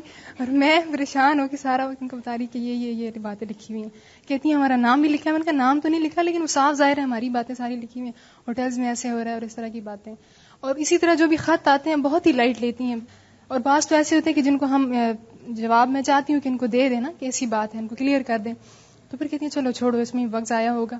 کوئی ایسا کوئی قابل اعتنا ہو تو دیں، لیکن جو بہت ہی زیادہ پھر انسسٹ کریں تو پھر اس کا معاملہ پھر اللہ پہ چھوڑ دیتی ہیں. کہتی ہیں چھوڑو رہنے دو، اس کو یہ بتا دو کہ ہم تو قرآن اور حدیث سے یہ بات لے رہے ہیں، اگر اس کے مقابلے میں آپ کے پاس کوئی صحیح بات ہے تو وہ ہم مان لیں گے، اگر نہیں ہے تو کبھی بھی اس بات پہ پریشان ہوتے. میں نے ان کو نہیں دیکھا کہ کوئی کیا کہہ رہا ہے، کہ جب آپ کا معاملہ اللہ کے ساتھ درست ہے تو پھر بندوں کے ساتھ خود بخود اللہ درست کر دیتے ہیں. جی بات بتانے کی ہم پوری کوشش کرتے ہیں، ہم 3 دفعہ کم از کم ٹرائی کرتے ہیں کہ اس بندے کو بات پتہ چل جائے، لیکن اگر کوئی نہ مان کے دے تو پھر ہم اس کو چھوڑ دیتے ہیں. کہتی ہیں یہ ایک اور اخبار ہے، اس میں انہوں نے وہ باتیں لکھ دی جو میں نے کہی نہیں. جی ہاں، ان کو میں نے عارفہ سے کہا عارفہ ان کو فون کرو. میں نے کہا میں نے تو آج تک یہ لفظ بولا بھی نہیں ہے، کیوں مجھ سے یہ باتیں منسوخ کر. اسی لیے ہاں ایک بات، مجھے اخباروں کے اندر کچھ لکھنا کہنا ہمیشہ اسی وجہ سے اتنا اپیل نہیں کرتا. ایک نظم آپ کو سنوانی تھی، یہ میں عموماً پارٹی شارٹی کے اوپر سنواتی ہوں، ہے عربی کی نظم، میں اس کا ترجمہ آپ کو پہلے بتاتی ہوں، لیکن یہ نظم بہت ہی اچھی. یہ ماں کے بارے میں ہے، میں اپنی اسٹوڈنٹس کو سنواتی ہوں تاکہ ان کے دلوں میں ماں کی محبت آئے. कैसेट है अंती तू अहब्बुन नासी, सबसे ज्यादा प्यारी है, इलैया मुझको, यानी एक बच्चा अपनी माँ को कहता है तू मुझे सबसे ज्यादा महबूब है। अंती अअज़्ज़ुन नासी अलैया, तू सबसे ज्यादा कीमती है मेरे लिए। उम्मी अंती हयातुर रूह, उम्मी ए मेरी माँ, अंती तू ही हयातुर रूह, रूह की जिंदगी है, यानी तेरी वजह से मेरी रूह जिंदा है। अंतिल अगला, अंती तू, अगला कीमती है, गाली कहते हैं कीमती को, मिन ऐनैया, मेरी दोनों आंखों से, ए माँ तू मेरे लिए मेरी दो आंखों से भी बढ़ के कीमती है। कुल्तु लहा, मैंने उससे कहा, या नबा अल हुब्बी, ए मोहब्बत के चश्मे, नबा कहते हैं चश्मे को, इस्मु की तेरा नाम, मतबूउन प्रिंटेड है, छपा हुआ है, फी कल्बी मेरे दिल में, यमला उमरी बिल अहलामी, यमला भर देती है, उमरी मेरी उम्र को, बिल अहलामी ख्वाबों के साथ, यानी मेरे ख्वाब, यस्कीनी वो मोहब्बत पिलाती है मुझको, कलमा इल अज़बी मीठे पानी की तरह मेरी जिंदगी के अंदर सैराबी कर रही है। कल्बुल उम्मी, माँ का दिल, व माँ असनाहु, कितना चमकदार है, माँ अकबरहु, कितना बड़ा है, माँ असफरहु, कितना रोशन, माँ अकरमहु, कितना मुअज़्ज़ज़, माँ अरहमहु, कितना मेहरबान, फतबारक रब्बुन सव्वा की, बहुत बाबरकत है वो रब जिसने तुझे बनाया है। अंति अहब्बुन नासी इलैया, तू मुझे सबसे ज्यादा महबूब है। इन्नी अस्माउ सौतन नजमी, मैं सितारे की आवाज सुनता हूँ, यशदू बिल अमसी व फिल यौमी, जो कल और आज गुनगुनाता है, खल्फ सगीर निराह युगन्नी, एक छोटे से बच्चे के पीछे वो गुनगुनाता है, उगनियतन एक नज़म या एक गाना, फी हुब्बिल उम्मी माँ की मोहब्बत में। फरहत उम्मी, खुश हो गई मेरी माँ, ही न रअतनी, जिस वक्त उसने मुझको देखा, अफकद जुबरन हुल्वल लौनी, मैं उसके चेहरे, खुशी की वजह से उसके चेहरे पे जो लकीरें पड़ चुकी हैं उनको मैं मिटा हुआ पाता हूँ, यानी जब उसका चेहरा चमक उठता है मुझे देखकर और वो सारी लकीरें गायब हो जाती हैं। हुल्वल लौनी, खूबसूरत रंग वाली माँ मेरी, व उनज़्ज़िहुहु व उक़द्दिरुहु, मैं उसकी बहुत कदर करता हूँ, उसको बहुत पाकीज़ा समझता हूँ। बैना यदैहा ज़िक्रा मिन्नी, उसके सामने मेरी यादें हैं। अंति अहब्बुन नासी इलैया, इश्ती व तिब्ती व दुमती फ़अंती, इश्ती तू जिंदा रह, व तिब्ती तू खुश रह, व दुमती और हमेशा रह, फ़अंती बहजत अय्यामी क़द कुंती, तू मेरे दिनों की रौनक है, यानी मेरी जिंदगी की रौनक है। क़ल्बु की बिर्रहमति मामूरुन, तेरा दिल रहमत के साथ आबाद है। अमिनर रहमति अंति खुलिकती, क्या तू रहमत से पैदा की गई। हुब्बु की बैन दुलुई यकबर, तेरी मोहब्बत मेरे दिल के अंदर बढ़ती चली जा रही है। या यंबु अल हुब्बिल अथर, ए मोहब्बत के पाकीज़ा सरचश्मे। या मन कद वहबतनी उम्रन, ए वो हस्ती के जिसने मुझे अपनी उम्र दे दी, यानी मेरे लिए अपनी उम्र खपा दी। यस्की उमरी हत्ता अजहर, अपनी उम्र मुझको पिला रही है यहाँ तक कि मैं रोशन हो जाऊं, तरक्की कर जाऊं। अंति अहब्बुन नासी इलैया, इसमें याद रखिए दफ है, थोड़ा सा परेशान ना हो कि म्यूजिक बज रहा है, ये दफ है जो अलाउड है, ठीक है। ये नज्म का तर्जुमा करके अगर आप अपने बच्चों को सिखा दें तो आपके और बच्चों के ताल्लुकात में बहुत फर्क पड़ेगा। अभी आप पूछ रहे थे बार बार कि बच्चों की तरबियत के लिए क्या है, मैंने अपने बच्चों को डायरेक्ट बहुत कम कुछ कहा है, कहती हूँ लेकिन बहुत कम, इनडायरेक्टली ग्राउंड प्रिपेयर करती रहती हूँ। चलिए सुनिए। अच्छा जनाब, आयशा इस रमजान में हमारे साथ नहीं थी, पिछले में थी, तो इस साल इसको मैंने कहा कि तुम अपने मदर टाउन में जाओ और वहां पर दौरा कुरान करवाओ। तो ये क्या करके आई है, थोड़ा सा आपको बताएंगी। अस्सलाम वालेकुम। इस रमजान में मैंने घर गई थी, सियालकोट से मैं आई हुई हूँ, तो वहीं पे मुझे दौरा कुरान कराना था। तो मेरा तो यही ख्याल था कि जिस तरह यहाँ क्लास होती है, मैडम आके बैठती हैं, बस इसी तरह वहाँ क्लास तैयार होगी। और सब लोगों ने कहा था, बहुत लोगों ने पहले से कि आप आए और क्लास होगी सब। तो जिस जगह पे अरेंज किया हुआ था कुरान पढ़ाने का, तो मॉडल टाउन में मेरा घर है, तो उसी एरिया में एक हॉल था एक आंटी का, वो कहती हैं आप यहाँ कुरान पढ़ाएं। और जब पहला दिन था मैं पूरी तैयारी के साथ गई, और आप यकीन करें कि पूरे जिला की, पूरे सियालकोट की जो उनकी नाजिमा शायद बोलते नाजिम आला वो थी, साथ उनकी जितना स्टाफ था वो सब आकर और बैठ के, और क्लास से पहले मुझे कहते हैं आप तो यहाँ नहीं पढ़ा सकती। मैंने कहा क्यों मैं नहीं पढ़ा सकती। वो कहते हैं इसलिए कि ये जो है ये तो हमारी जमात की मेन एरिया है मॉडल टाउन, यहाँ से हमें फंड्स मिलते हैं और सब कुछ होता है, और अगर आप यहाँ पढ़ाएंगी, एक दफा यहाँ अल हुदा आ जाए तो फिर यहाँ जमात दोबारा नहीं आ सकती। تو میں نے ان سے کہا کہ آپ نے بھی قرآن پڑھانا ہے, میں نے بھی قرآن پڑھانا ہے, اس میں ایسی تو کوئی بات نہیں. کہتے ہیں آپ ہیں بھی صرف اسٹوڈنٹ نہیں, آپ اسٹاف میں ہیں ڈاکٹر فرد کے, اس وجہ سے آپ تو پھر اسپیشل مشن پہ ہیں. میں نے کہا کیا مطلب, مشن تو میرا کوئی نہیں ہے, قرآن بس مجھے پڑھانا ہے. پھر جب بہت زیادہ ان سے بات ہوئی اس طرح کی, نہیں وہ لوگ مان رہے تھے کسی طرح. کہتے ہیں کہ ہماری خیانت ہو جاتی ہے, بیت المال کے پیسے سے ہم نے یہاں فنڈ سب لیے اور لوگوں کو بتایا کہ قرآن پڑھایا جائے گا. تو میں نے کہا آپ ایسا کریں, آپ اپنے فارمز لے کر آئیں جو آپ کے ہیں, ممبرشپ فارمز ہیں, اس پہ میں سائن کرتی ہوں اور میں آپ کی ممبر کے طور پہ قرآن پڑھاتی ہوں. اور سب ایک دوسرے کی شکلیں دیکھیں کہ وہ تو سمجھ رہے تھے میں بہت پورا ایک الہدا کا ادھر انٹروڈکشن کرا رہی ہوں. میں نے کہا ہماری استاد نے ہمیں صرف یہ سکھایا ہے کہ لوگوں کو اللہ سے جوڑنا ہے اور بس. اور انشاءاللہ میں اگر آپ کہیں گی تو میں ایک دفعہ بھی الہدا کا نام نہیں لوں گی, میں صرف کچھ لوگ میرے سے سیکھنا چاہتے ہیں تو میں سکھاتی ہوں. وہ اتنی حیران کہ ان کی جماعت کی جو ٹیچرز تھے, یقین کرو ان کی آنکھوں میں آنسو آ رہے, اور وہ کہتی ہیں کہ واقعی ایک ایسے استاد کی ہی اسٹوڈنٹ ہے جن کے بارے میں ہم جانتے ہیں کہ ویسی ہی ہیں. ایک وہاں طیبہ ان کا نام ہے, بہت وہاں کام کر رہی ہیں.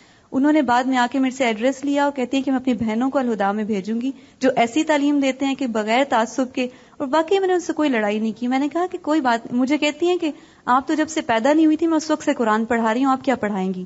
تو میں ہنس پڑی. میں نے کہا ٹھیک ہے, واقعی میں پہلی دفعہ پڑھا رہی ہوں, میرا کوئی ایکسپیرینس نہیں ہے. اور وہ کہتی ہیں ایک اور بات بتا دوں, جاتے ہوئے سب آنٹیوں نے کہا کہ ہم عائشہ سے سننا چاہتے ہیں, ہمارے سامنے بچی بڑی ہوئی, ہم اس سے دیکھتے ہیں کیا پڑھ کے آئی. تو وہ کہتی ہیں میں آپ کو یہ بتا رہی ہوں کہ آپ کے درس میں کوئی نہیں آئے گا, یہ سب لوگ آپ کے پیدا ہونے سے پہلے سے مجھے سن رہے ہیں. اور اس کے 2 دن بعد انہوں نے فون کیا اور پوچھا ان آنٹی سے جن کا ہال تھا, تو کہتی ہیں کہ جتنے آپ کے درس میں آتے تھے اسے ڈبل آتے ہیں الحمدللہ.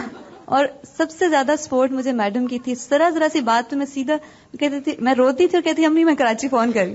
امی کہتی تھی میڈم کو خود اتنے کام ہے, تمہارے مسئلے کہاں سالو کرو. اور واقعی ہر بات میں میڈم کے ساتھ شیئر, اور میڈم مجھے بتاتی تھی کہ صرف اللہ پہ یقین کرو تو تم دیکھنا کہاں سے مدد آئے گی. اور یہ جملے ہی بس میرے کانوں میں گونجتے تھے. اور اتنا زیادہ, اور خاص طور پہ مجھے وہ وقت یاد ہے جب میں میڈم کے ساتھ اگلے دن کراچی آئی تھی اور میڈم نے میٹنگ کی ہم سب کے ساتھ نا, اور میں وہاں سوچ رہی کہ لوگ رو رہے ہیں اسلام آباد والے کہ میڈم کیوں جا رہی ہیں, اور اتنا ہال سب چھوڑ کے.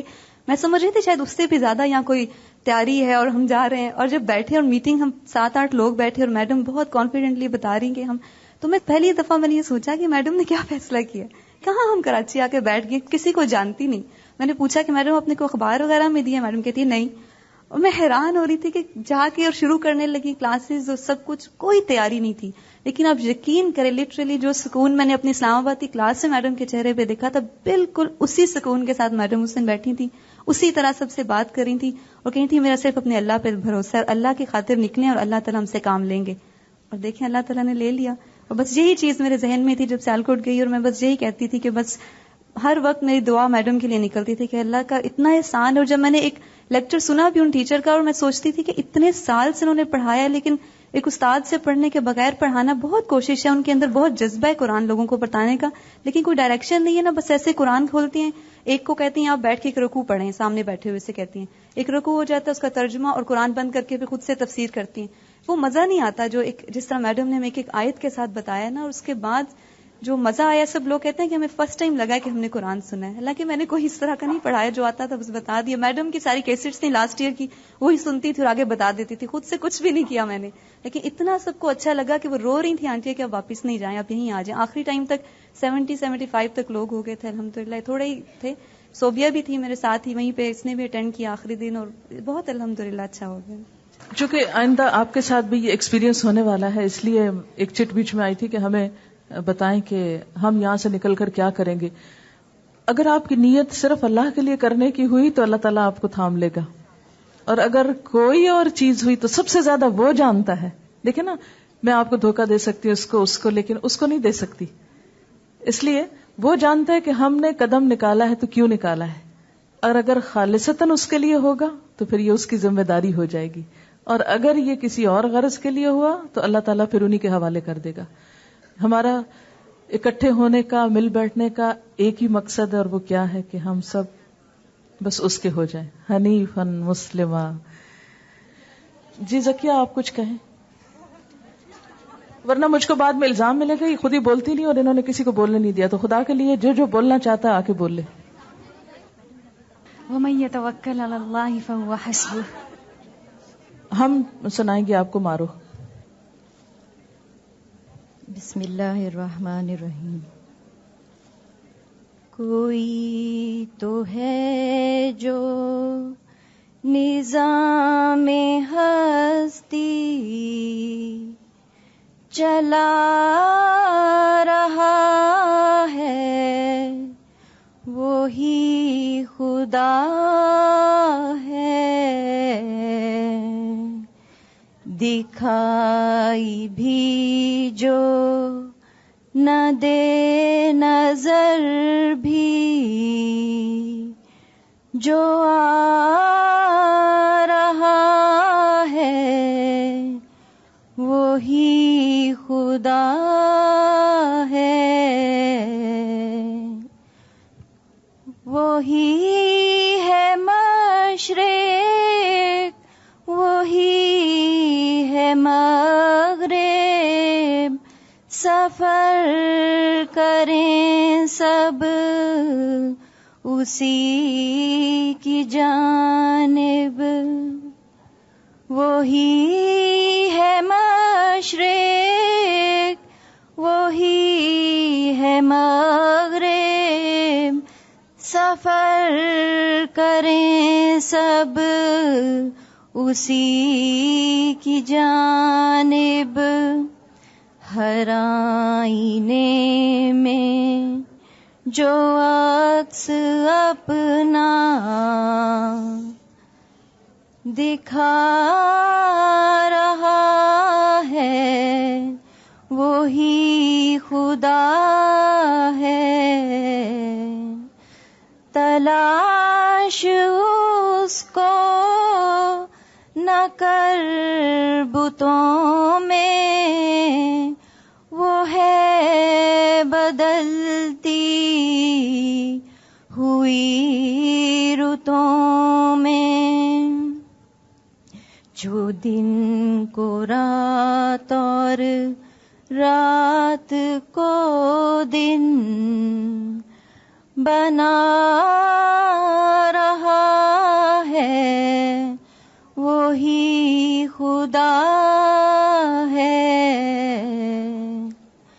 نظر بھی رکھے سماعتیں بھی، وہ جان لیتا ہے نیتیں بھی،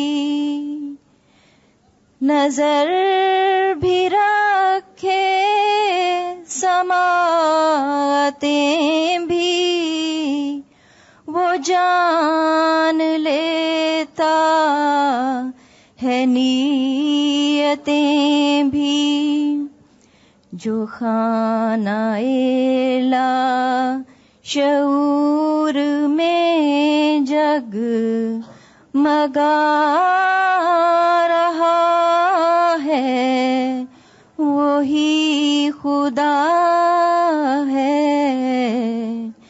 کسی کو سوچوں نے کب سراہا، وہی ہوا جو خدا نے چاہا، کسی کو سوچوں نے کب سراہا، وہی ہوا جو خدا نے چاہا، جو اختیار بشر پہ پہرے لگا رہا ہے وہی خدا ہے،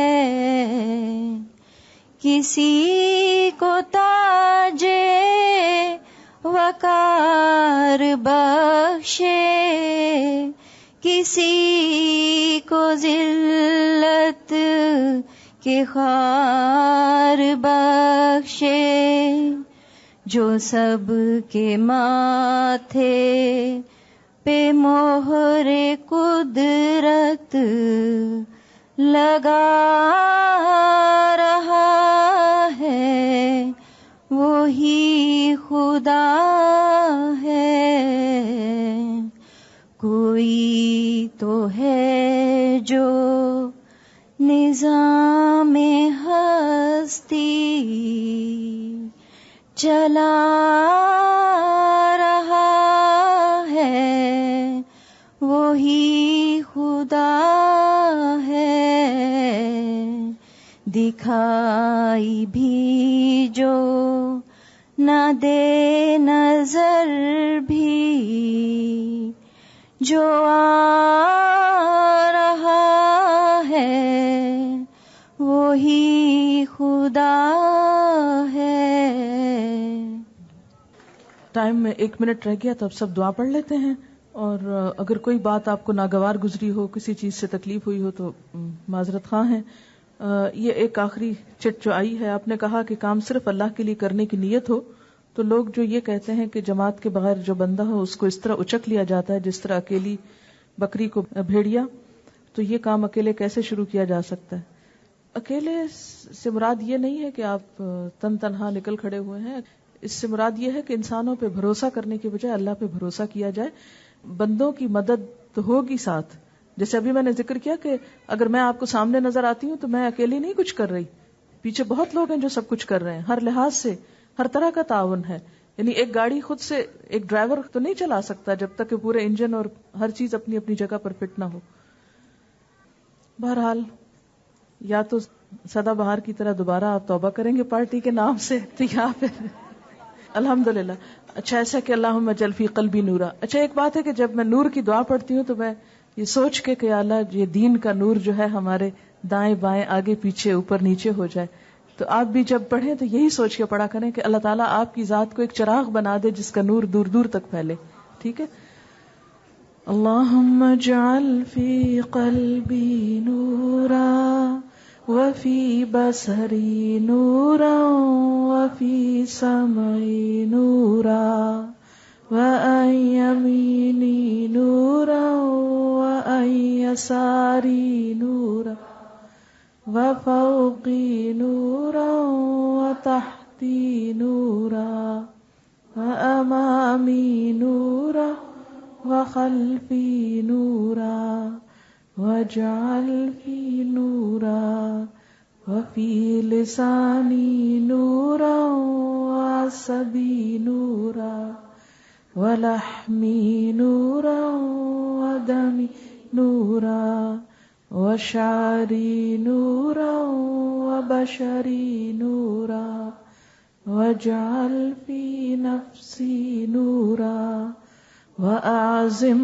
لي نورا اللهم آتني نورا سبحانك اللهم وبحمدك نشهد أن لا إله إلا أنت نستغفرك ونتوب إليك والسلام علیکم ورحمۃ اللہ وبرکاتہ۔